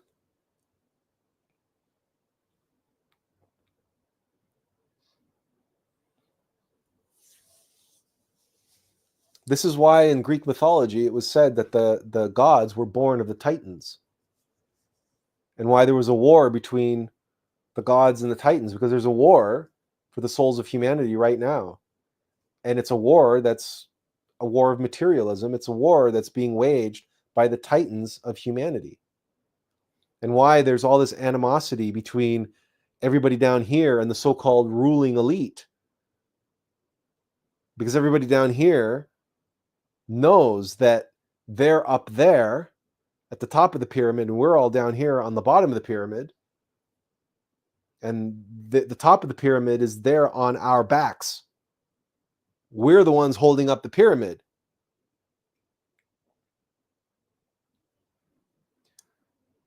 And why it's in the Bible that he who, the meek shall inherit the earth, and it's those who have strength, divine strength.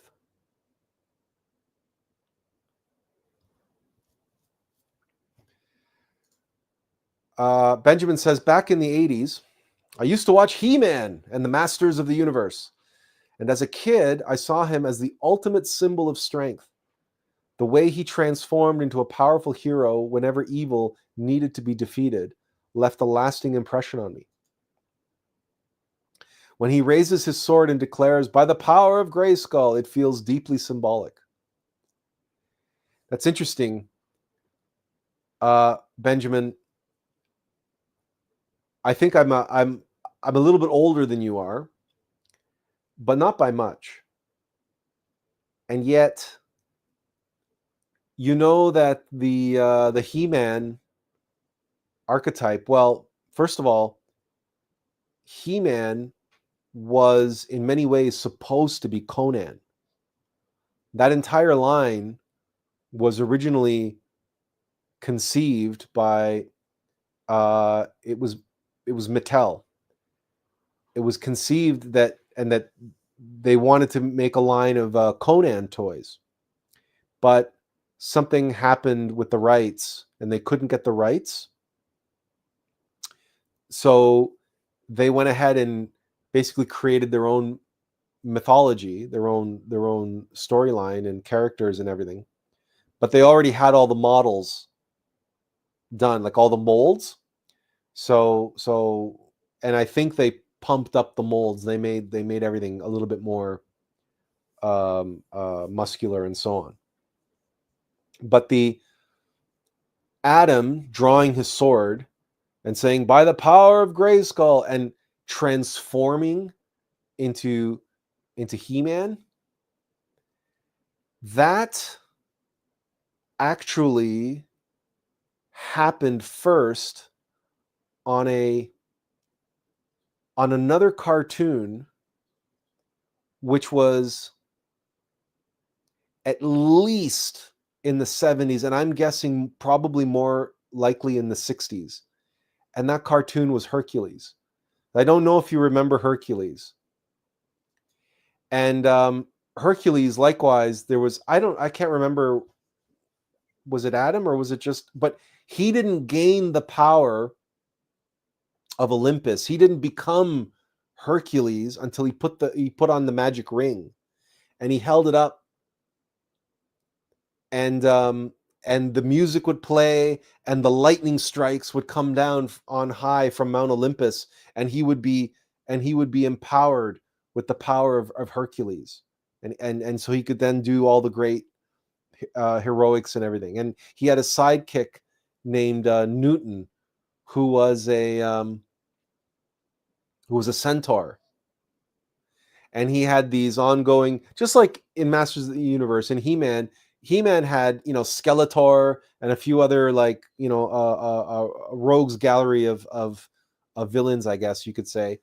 And He-Man was no different. He had he had like different villains, but there was a few regulars who kept coming back onto the show. They were like his version of the Joker, or the Riddler, in the same way that, He-Man had Skeletor. Hercules had Daedalus, and he had the Mask, and there were some others as well. So I watched He-Man on when I was a little bit older. I would watch He-Man, but I never really got into the toys, and I never really got in. But I watched Hercules when I was a kid, and it was a terrible cartoon. The animation is awful. I mean, it's from the 60s. I mean, it's really very simple, and Newton is really annoying, and it's not a good cartoon. But like you're describing what Hercules did by the power of Grayskull, and what Hercules did, by the power of Olympus. There is something archetypal to that, and when we surrender, when we serve our inner strength, when we give ourselves to the will of the source of our strength,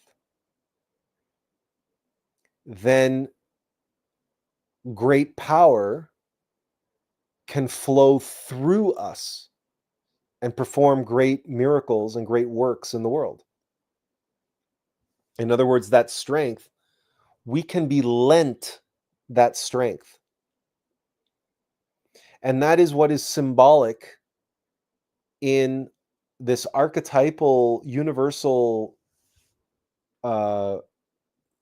symbol of an object of power, a ring of power, a sword of power,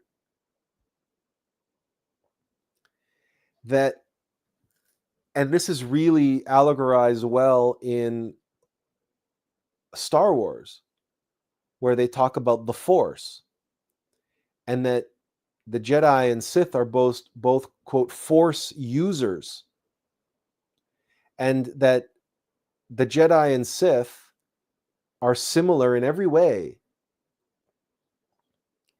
except they use the same Force, and they're similar in every way except how they use that Force. And obviously the Sith use it for power, and the Jedi use it for knowledge and defense. They use the strength of the Force. They don't seek power. The Jedi don't want power. But the Sith want nothing but power. And Adam, He-Man, whoever takes up the mantle, whoever is allowed to... This is, by the way, also in the Arthurian legend. Who is worthy to be king? Who is worthy to wield Excalibur, the sword and the stone? They must first draw the sword out of the stone. It's the same symbol as Thor. Thor wields Mjolnir, right? The hammer. All of Thor's power is in the hammer until Marvel, changed it, retconned that in one of the movies in Thor Ragnarok. That the power was never in the hammer; it was always in him. But the universal archetype of an object of power or a symbol of power, there's two things about that. The first one is that power does not belong to us. the mortal. And the object, if it's a sword or a staff or any type of martial weapon like that, that's a symbol of the spinal column. That's a symbol of the Kundalini energy, the risen Kundalini. So someone who is worthy of wielding that power, wielding that force, has awakened their connection to their divine source of power by virtue of the fact that they have mastered themselves and their own desires, and they've mastered white magic, white tantra. And that's why magicians and wizards always have a staff. And wise men are very often seen walking with a staff. And very often the power is in their staff. And again, that's also in Lord of the Rings, where Gandalf the Grey, fighting the Balrog, dies and comes back Gandalf the White. And his staff is completely different. And then when he confronts Saruman the second time, he says, Saruman, your staff is broken. And he shatters Saruman's staff because Saruman is defeated. Gandalf is now the new white wizard in Middle-earth because Saruman is no longer worthy of the title. So it's taken from him. And his object of power, his staff, is shattered. He no longer can wield his magic. He's not worthy of it. These symbols, these archetypes are so ingrained and powerful and universal throughout all mythology and fairy tale and literature and scripture, and you name it, you will find these same symbols. Objects of power, rings of power, weapons of power. But it always comes down to this question of, are you or are you not worthy of wielding that? And because the power is in the divine object, it's not your power. You are wielding the power through you. You are a conduit. You are a servant of that power. You are a representative of that power. You are a tool of that power. The power is not yours to wield. In fact, in Exodus, if you watch the 10 Commandments, it's beautifully expressed in the 10 Commandments, the original one with Charlton Heston, where Charlton Heston has his staff, and all the miracles happen when he gives his staff to his brother Aaron, and he says, Aaron, cast my staff down so that Pharaoh may know that God is Lord. Moses doesn't even wield his own staff. They are so adamant in showing that it's not Moses's power.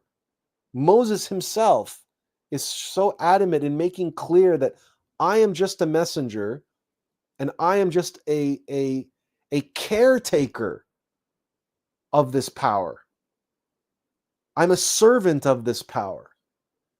It's like someone who's a servant of the court comes in and serves you, right? Your summons that you're being sued or whatever, right? You receive a summons to court, but a servant of the court has to serve you that summons. Well, the person serving you, they don't have any power. They're not the judge. They're not the jury. They're not even a lawyer. They're just a servant of the court. And they're serving you, right? This summons to court, where you answer for your deeds,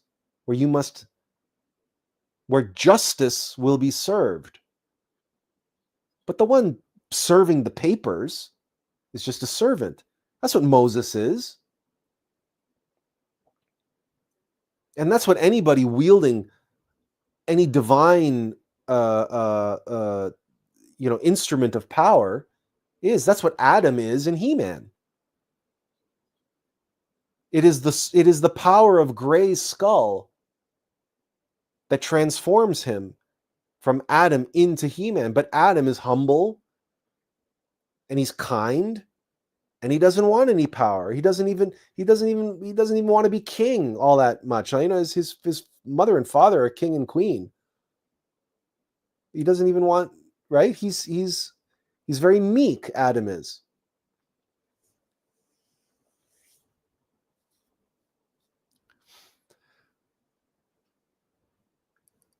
He has the strength to wield the magic sword. Arthur had the strength to pull Excalibur from the stone, or the strength to receive Excalibur from the lady in the lake. Either way, Moses had the strength to stand up to Pharaoh and to serve Pharaoh the orders from on high, the orders from God. Let my people go. Moses had the strength to be given that mission, to be given that burden, that act of service.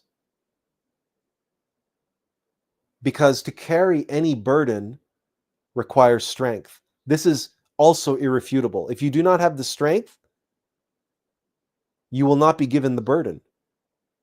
And no one is given a burden that is greater than the strength that they have within them to carry it.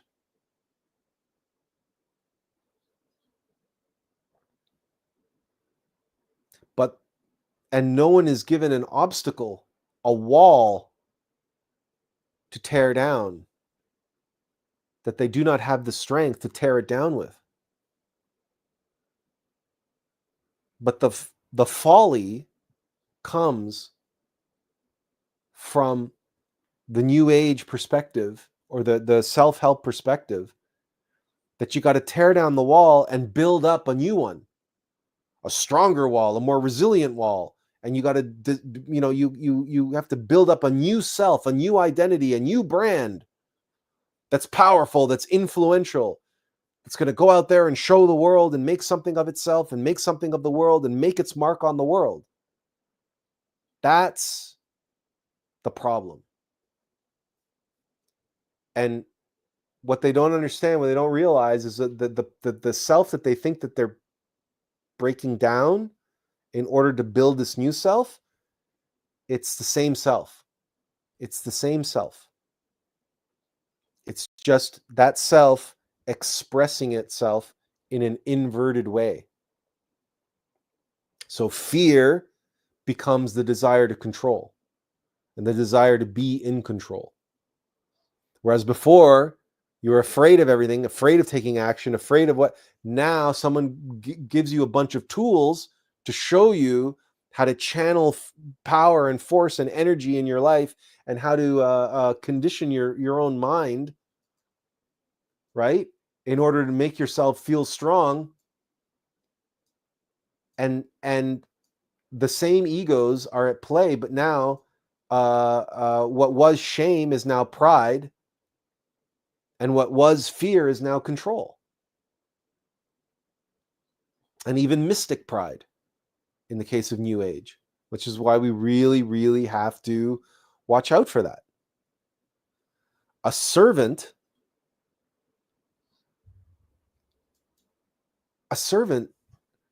doesn't think highly of themselves.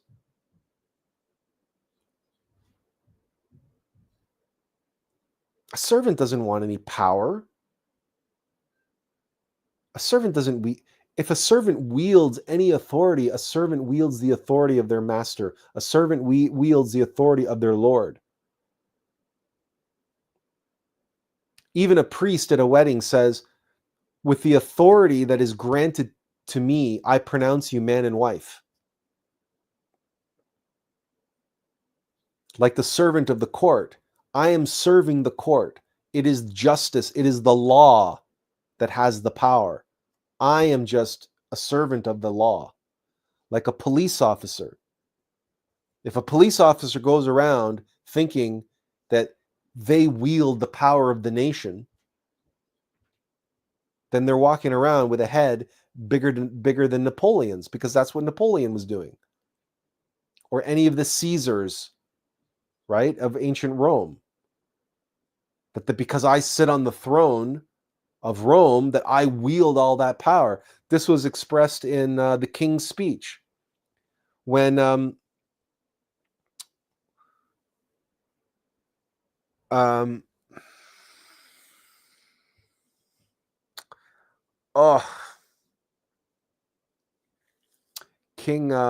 king anyway, with the speech impediment. And he's saying, if I'm a king, where's my power? Can I declare a war? Can I do this? Can I do that? No. It's just the monarchy is just a showpiece. Technically, yes, they have to do this, they have to do that, they have to sign this, they have to sign that. But in reality, practically, right? So, but a king has to be strong, and that's what the King's Speech is all about. The strength, the intestinal fortitude to overcome the fear and overcome the demon that was responsible for his speech impediment. Because stuttering, like so many other symptoms and afflictions on the autism spectrum, there's deep psychological wounds. There's deep egos at play, demons at play, that he was battling there, that he had to overcome. Benjamin says, that was beautiful, just jiving with the convo. The Jedi thing that they don't seek power, and the Sith do, or the Sith does. Tiffany says, wish I could finish today, but I'll have to catch it later. Have a great week, everyone. Thanks, Tiffany. We're going to be wrapping up soon anyway, because I feel like at this point I'm probably just beating a dead horse. Leah says, blessings.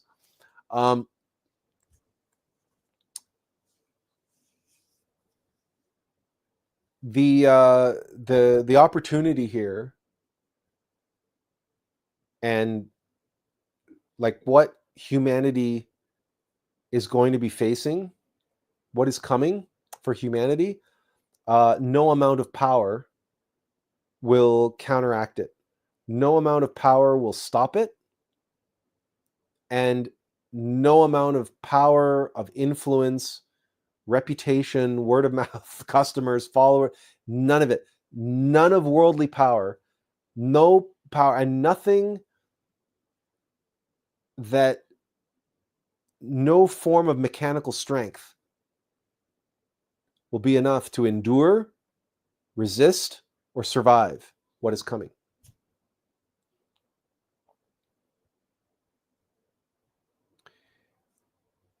When we say no, none, the Great Pyramid and some other megalithic structures that have survived the destruction of two civilizations, like, so the walls in Peru and in Japan that are so intricately connected, you can't even there's no mortar in there, you can't even slide in a piece of paper. Those walls might survive.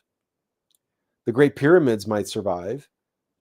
But those constructions are not altogether mechanical in nature. They're divine structures. Yes, they're made out of stone, but how they were constructed was not of a purely mechanical process. That's why engineers today still can't tell you how they made them or why, for what purpose. Why? Because it wasn't for a mechanical purpose, and it wasn't via a mechanical process. That's why they survive so long. Because they have strength, and part of their strength is divine in nature. I worked on landscaping with my colleague and good friend Wolfgang, that I know that the gardens that we've worked on, where we worked with stones and we've set stones together and built stone walls, no mortar. We know that those stones are going to survive. That garden is going to survive. Why? There's no mortar. There's no concrete. There's no screws. There's not. The stones are just set into place. How can you say that they're going to survive? Why? Because what's holding them up is not gravity. It's nothing mechanical. Those stones are locked into place because the homunculi, the elemental spirits of those stones, are holding hands. Their whole purpose for existence is to be a part of that garden, is to be a part of that wall, the retaining wall of the landscaping. And these 2-man boulders that are well over a meter tall and half a meter wide, that's for you Americans, that's going to be 3.5, 4 feet tall and 2 feet wide. They're standing like soldiers with their facing forward and their arms locked together, arm in arm. That then they're standing. They're not falling over anytime soon. You would have to take the strongest, most powerful of tractors to be able to get them to pull them apart, to tear them down. Now, an engineer won't believe that. A scientist won't believe that. Why? Because they're just rocks. They're just rocks. They don't know what I'm talking about here. They only understand and only believe in their secular mechanical science.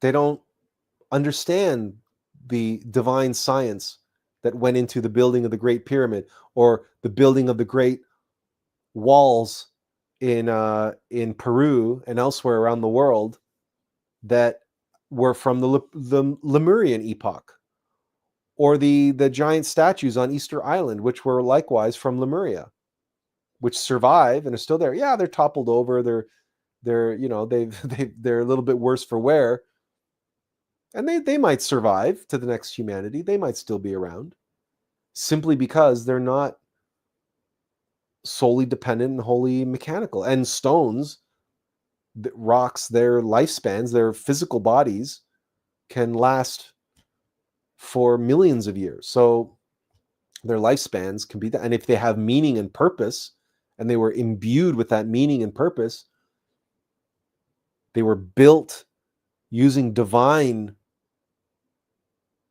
conscious means, then all of their strength and resilience and perseverance comes from that divine strength, that conscious sense of being and purpose and meaning. Well, elementals are innocent. They're not riddled with ego like we are.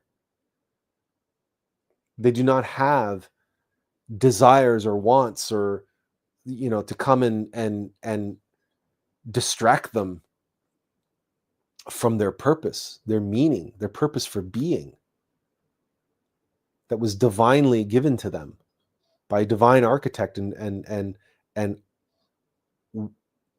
awakened builders who were just servants of their innermost beings, real human beings that gave those stones meaning and purpose in their life and elevated them from just being random rocks out in nature to becoming a part of something greater than themselves in service of the divine.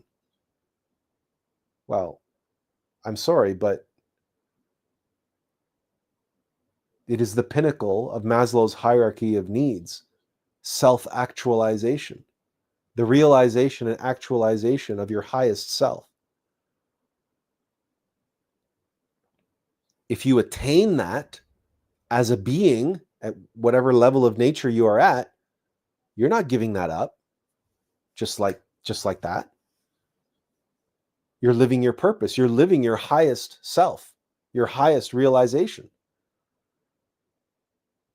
If and when you finally do topple over or destroyed or whatever, that monad is going to be reincarnating at the next level of being. They're either going to be that monad from the mineral kingdom, that elemental is going to be reincarnating as a plant, or returning, not reincarnating, returning as in the plant kingdom, or even possibly even returning in the animal kingdom. They may have earned it after countless millennia in the service of divinity, exercising their divine strength against all odds and against hurricanes and typhoons and earthquakes and even the end of humanities. Global floods, right?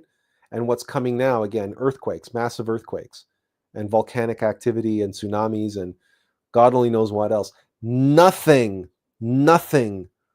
of a purely mechanical nature is going to resist that. So none of our cities and none of our freaking, what do you call them, levees, and nothing that we think is so strong, nothing that's made out of concrete, none of that garbage, because it's mechanical strength. All of its structural integrity is up for grabs, and all of it is just waiting to be obliterated by the forces that are coming, by the power that it's going to exert itself upon humanity, upon the planet. So what is it that humanity really needs in this time?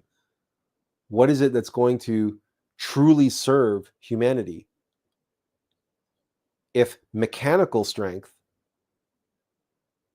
is not going to stand against what's coming, what is it that we all need, if not divine strength?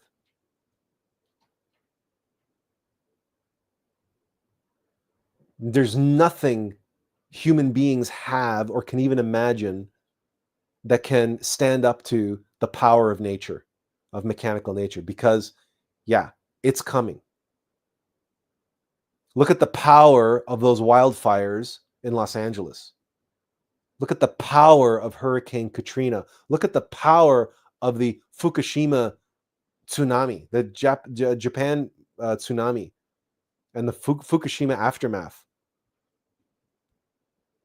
We've got nothing that even comes close to matching that power.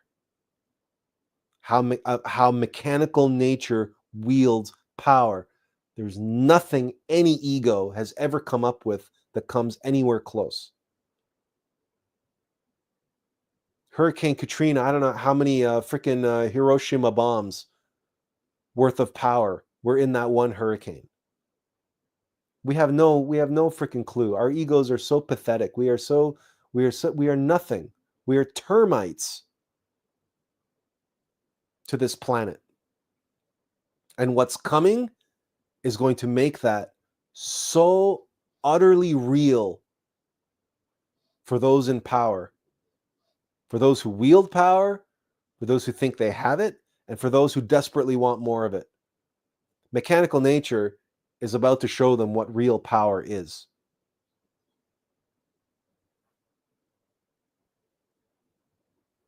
And now is the time, if you have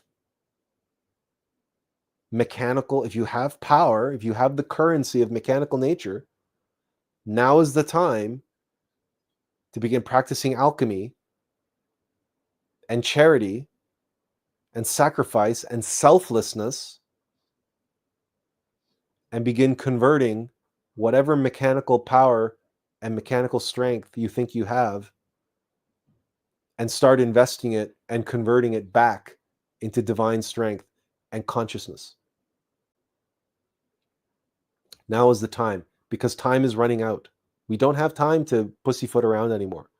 We don't have time to theorize, and we don't have time to, because we don't know how much time we have left. But no matter how much time that is, if it's months, if it's years, or it's decades, it doesn't matter how much time, it's not going to be enough. It's going to run out before we know it. It's going to come like this. And then if we're not prepared, and by prepared, I don't mean the building of bunkers and the building of shelters and all that kind of stuff, because that's what they're doing. because that's what they're doing. The wealthy and the powerful, and even the not wealthy and the not powerful, the preppers, right, with their bunkers, and they have 100,000 cans of Campbell's soup and 1,000,000 rounds of ammunition, and they think that they're prepared. They think that they're ready. No, and I shouldn't forget, they have 100,000 cans of Campbell's soup, 1,000,000 rounds of ammunition, and a Bible. Shouldn't forget that. They think they're prepared.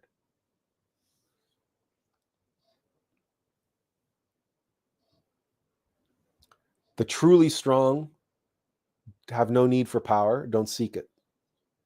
And the truly powerful, the ones who think that they have it and wield it and can never get enough of it, truly, they're weak. They're the weak. And it's a tragedy. It's a tragic comedy. But that's the relationship between power and strength. And the forces of nature, they do what they do. So, and the most powerful force of nature is death, and there's no avoiding it. Benjamin Raphael says, do you believe that this humanity will be wiped out just like in the past? Yeah. Pretty much. Except for those who are strong. Those who are strong will survive. The strong will survive. The weak will be overwhelmed. And the others who will survive are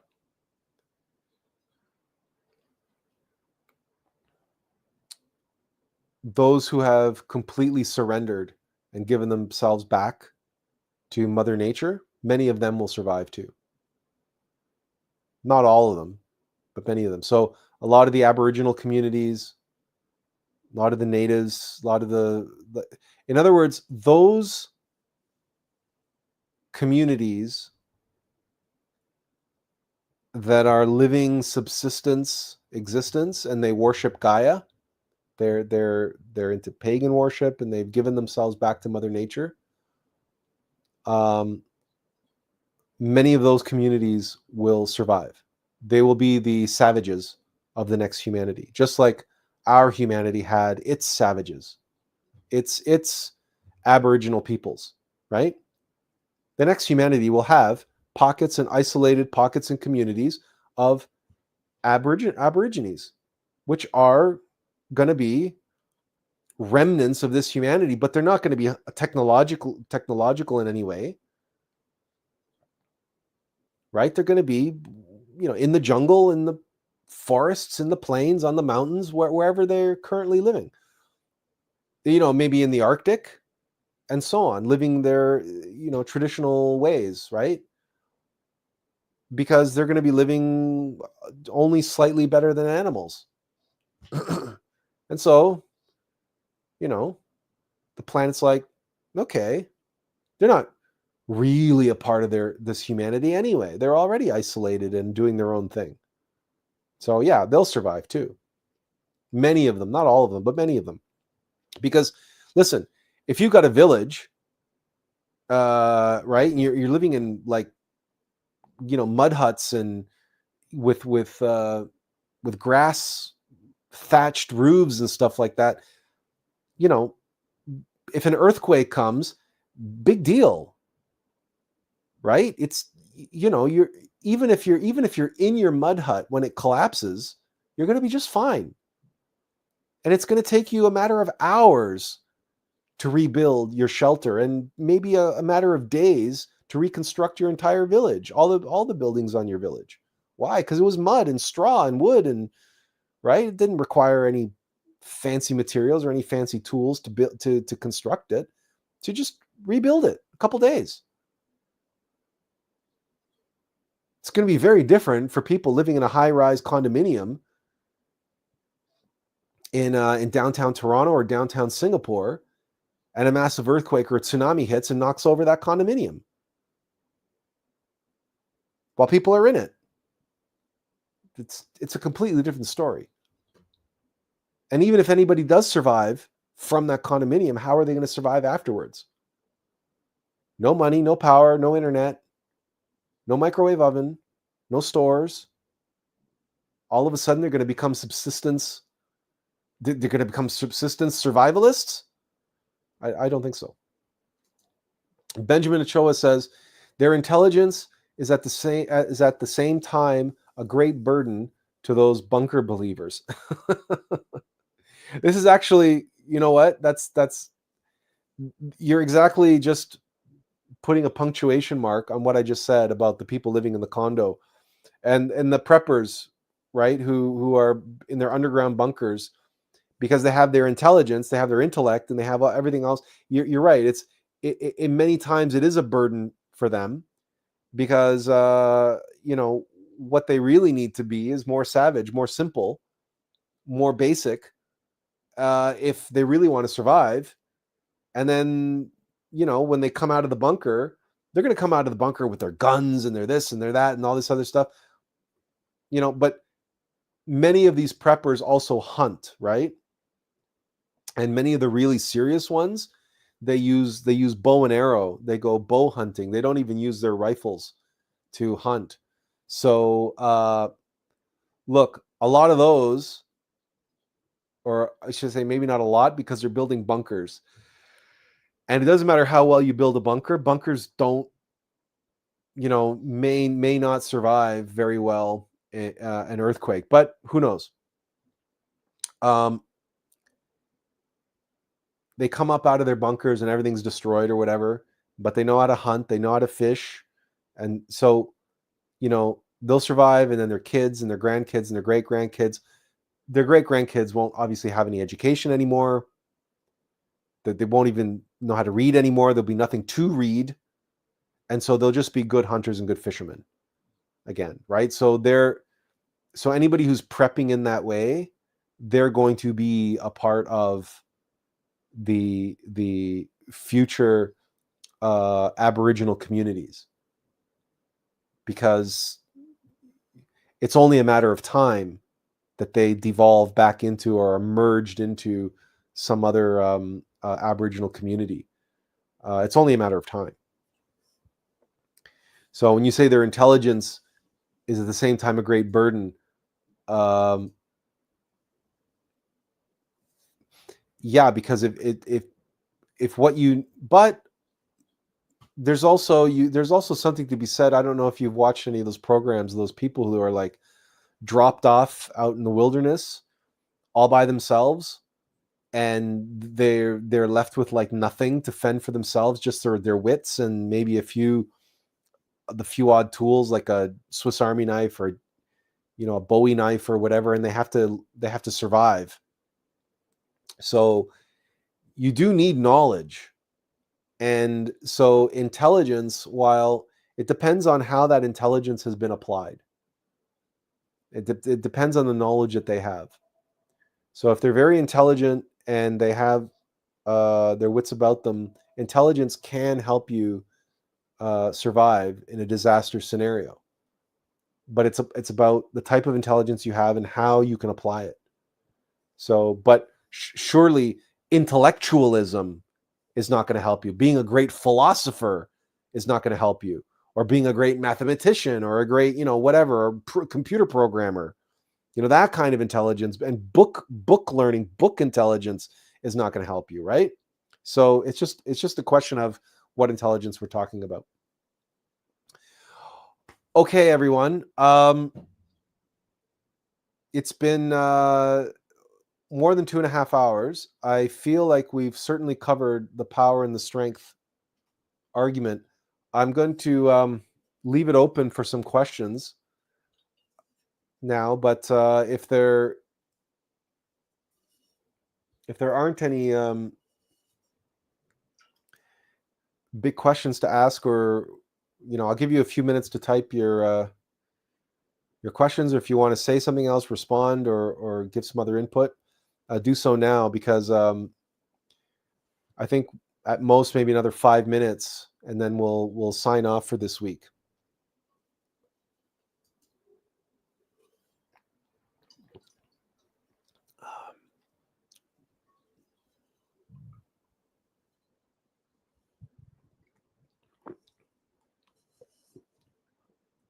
just as an aside, while you're typing, I can say that it was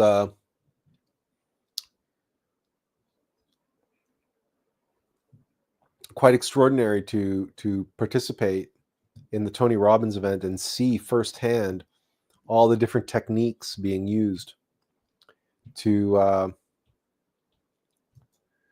influence. And yes, I have to give him the benefit of the doubt, and I have to, I do truly feel like he's very earnest and sincere about wanting to help people and change people's lives. I don't doubt that. I don't doubt that he has the best of intentions, and I don't doubt that he would say that people need to be motivated. People who lack motivation need to be motivated and need to and so it's that the end justifies the means. But it was still extraordinary to watch people being caught up in the manipulation and how easy it is to wield power over others when you know how to wield it. And it's psychological manipulation. It's black magic. It's what it is. Because you are siphoning your strength, turning it into power, and using it to power machines and to alter the programming of machines, their machine minds. And that's, that's, I don't know how Tony Robbins would react to having it put that way. Maybe he knows that's what he's doing, and maybe he would say that, well, the end justifies the means, because these people are going to be happier and they're going to be more successful. And yeah, well, that may be true. And it's, it's easy to justify and validate, what you're doing when you can point to these measurable metrics and say, look, he was suffering, he didn't have any money, he didn't have a home, he didn't have a spouse, he was drinking, he was unhappy, he was suicidal, he was depressed.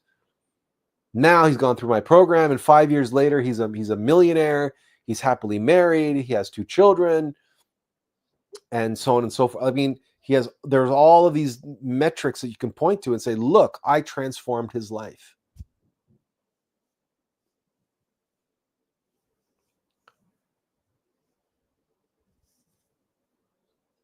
But if that individual is only stronger mechanically, they're not stronger spiritually, they're not stronger consciously, they're not stronger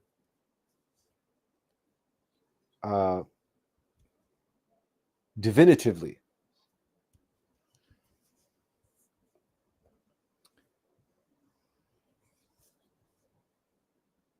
then it's you have substituted true strength for a temporary illusion of strength, which is going to come to an end. And when it comes to an end, they're going to discover that deep down they're still as weak as they ever were. And that is a reality that I know. I have a very strong sense that if Tony Robbins, if he was made aware of that was brought to his attention, that would give him pause, or make him at least want to dig deeper into that and find out what exactly the implications of all of this is. Because I truly believe that, like most of these individuals, but especially the self-help gurus, the ones who are really motivated and they're constantly invoking God and the divine and spirituality in their work, I know that deep down these people are very, very, very strong individuals. That they have a tremendous amount of divine strength. How else could they have achieved what they achieved? How else could they be doing, and how else could they have helped as many people as they've helped if they weren't?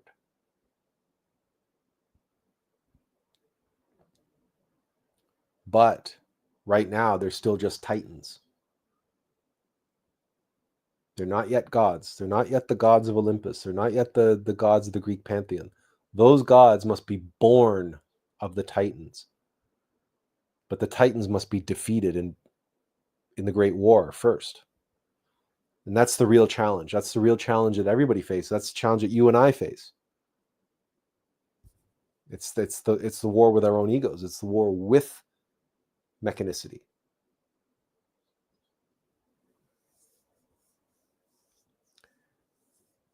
Are they willing to give up their accumulated power and convert it back into divine strength?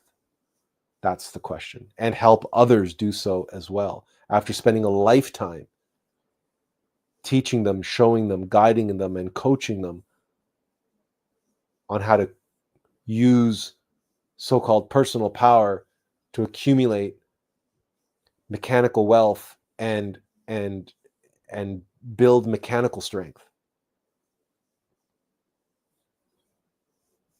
Many of them will reject it. Many of them will reject it, but I don't need many of them. I only need one to start. Just one. Leah says, much love and blessings, everyone. I can't wait to go fishing with my dog. Well, good luck. I hope you catch a big one, and I hope your dog has fun out in the wild or out on the boat. Okay, everyone, it's 4:48. Benjamin says, thank you, sir, for explaining the difference between power and strength. I learned a lot. It's such an interesting and important topic.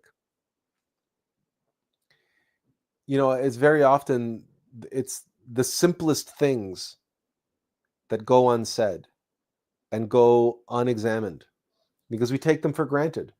We don't even think about them. And,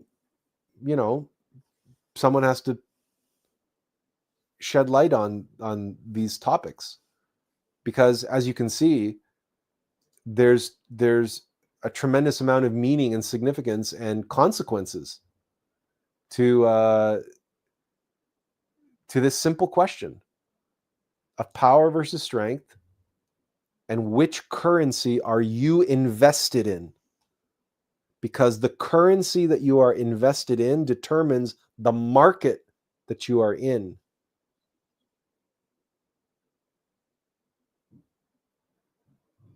And the returns that you will get depend entirely on what you have invested into, what you have invested into. In other words, your investment, and what that investment is capable of returning. And a mechanical investment cannot return a divine return.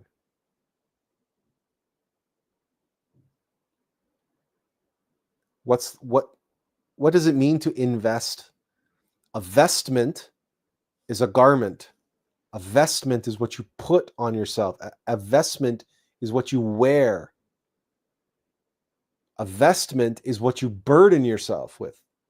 An investment is what you put yourself in, right? Because you put on a garment, yes, but in another sense, you put yourself into a garment.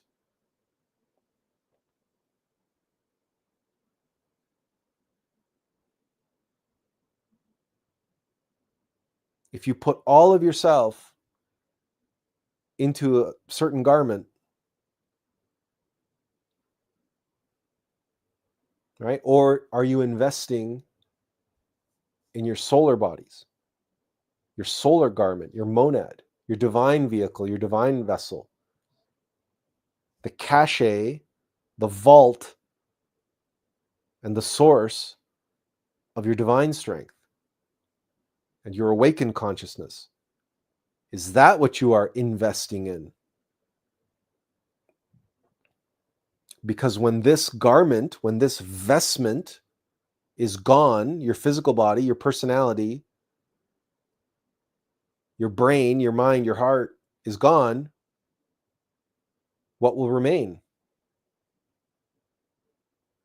Well, if you've made a good investment, then your solar bodies and your human soul will remain, and you will achieve at least the level of nirvana, and you will carry on in the supernal worlds, having built a strong vehicle, a strong vessel of divinity and of consciousness. But if you invest in ego and mechanicity, in the subconscious mind and mechanical strength,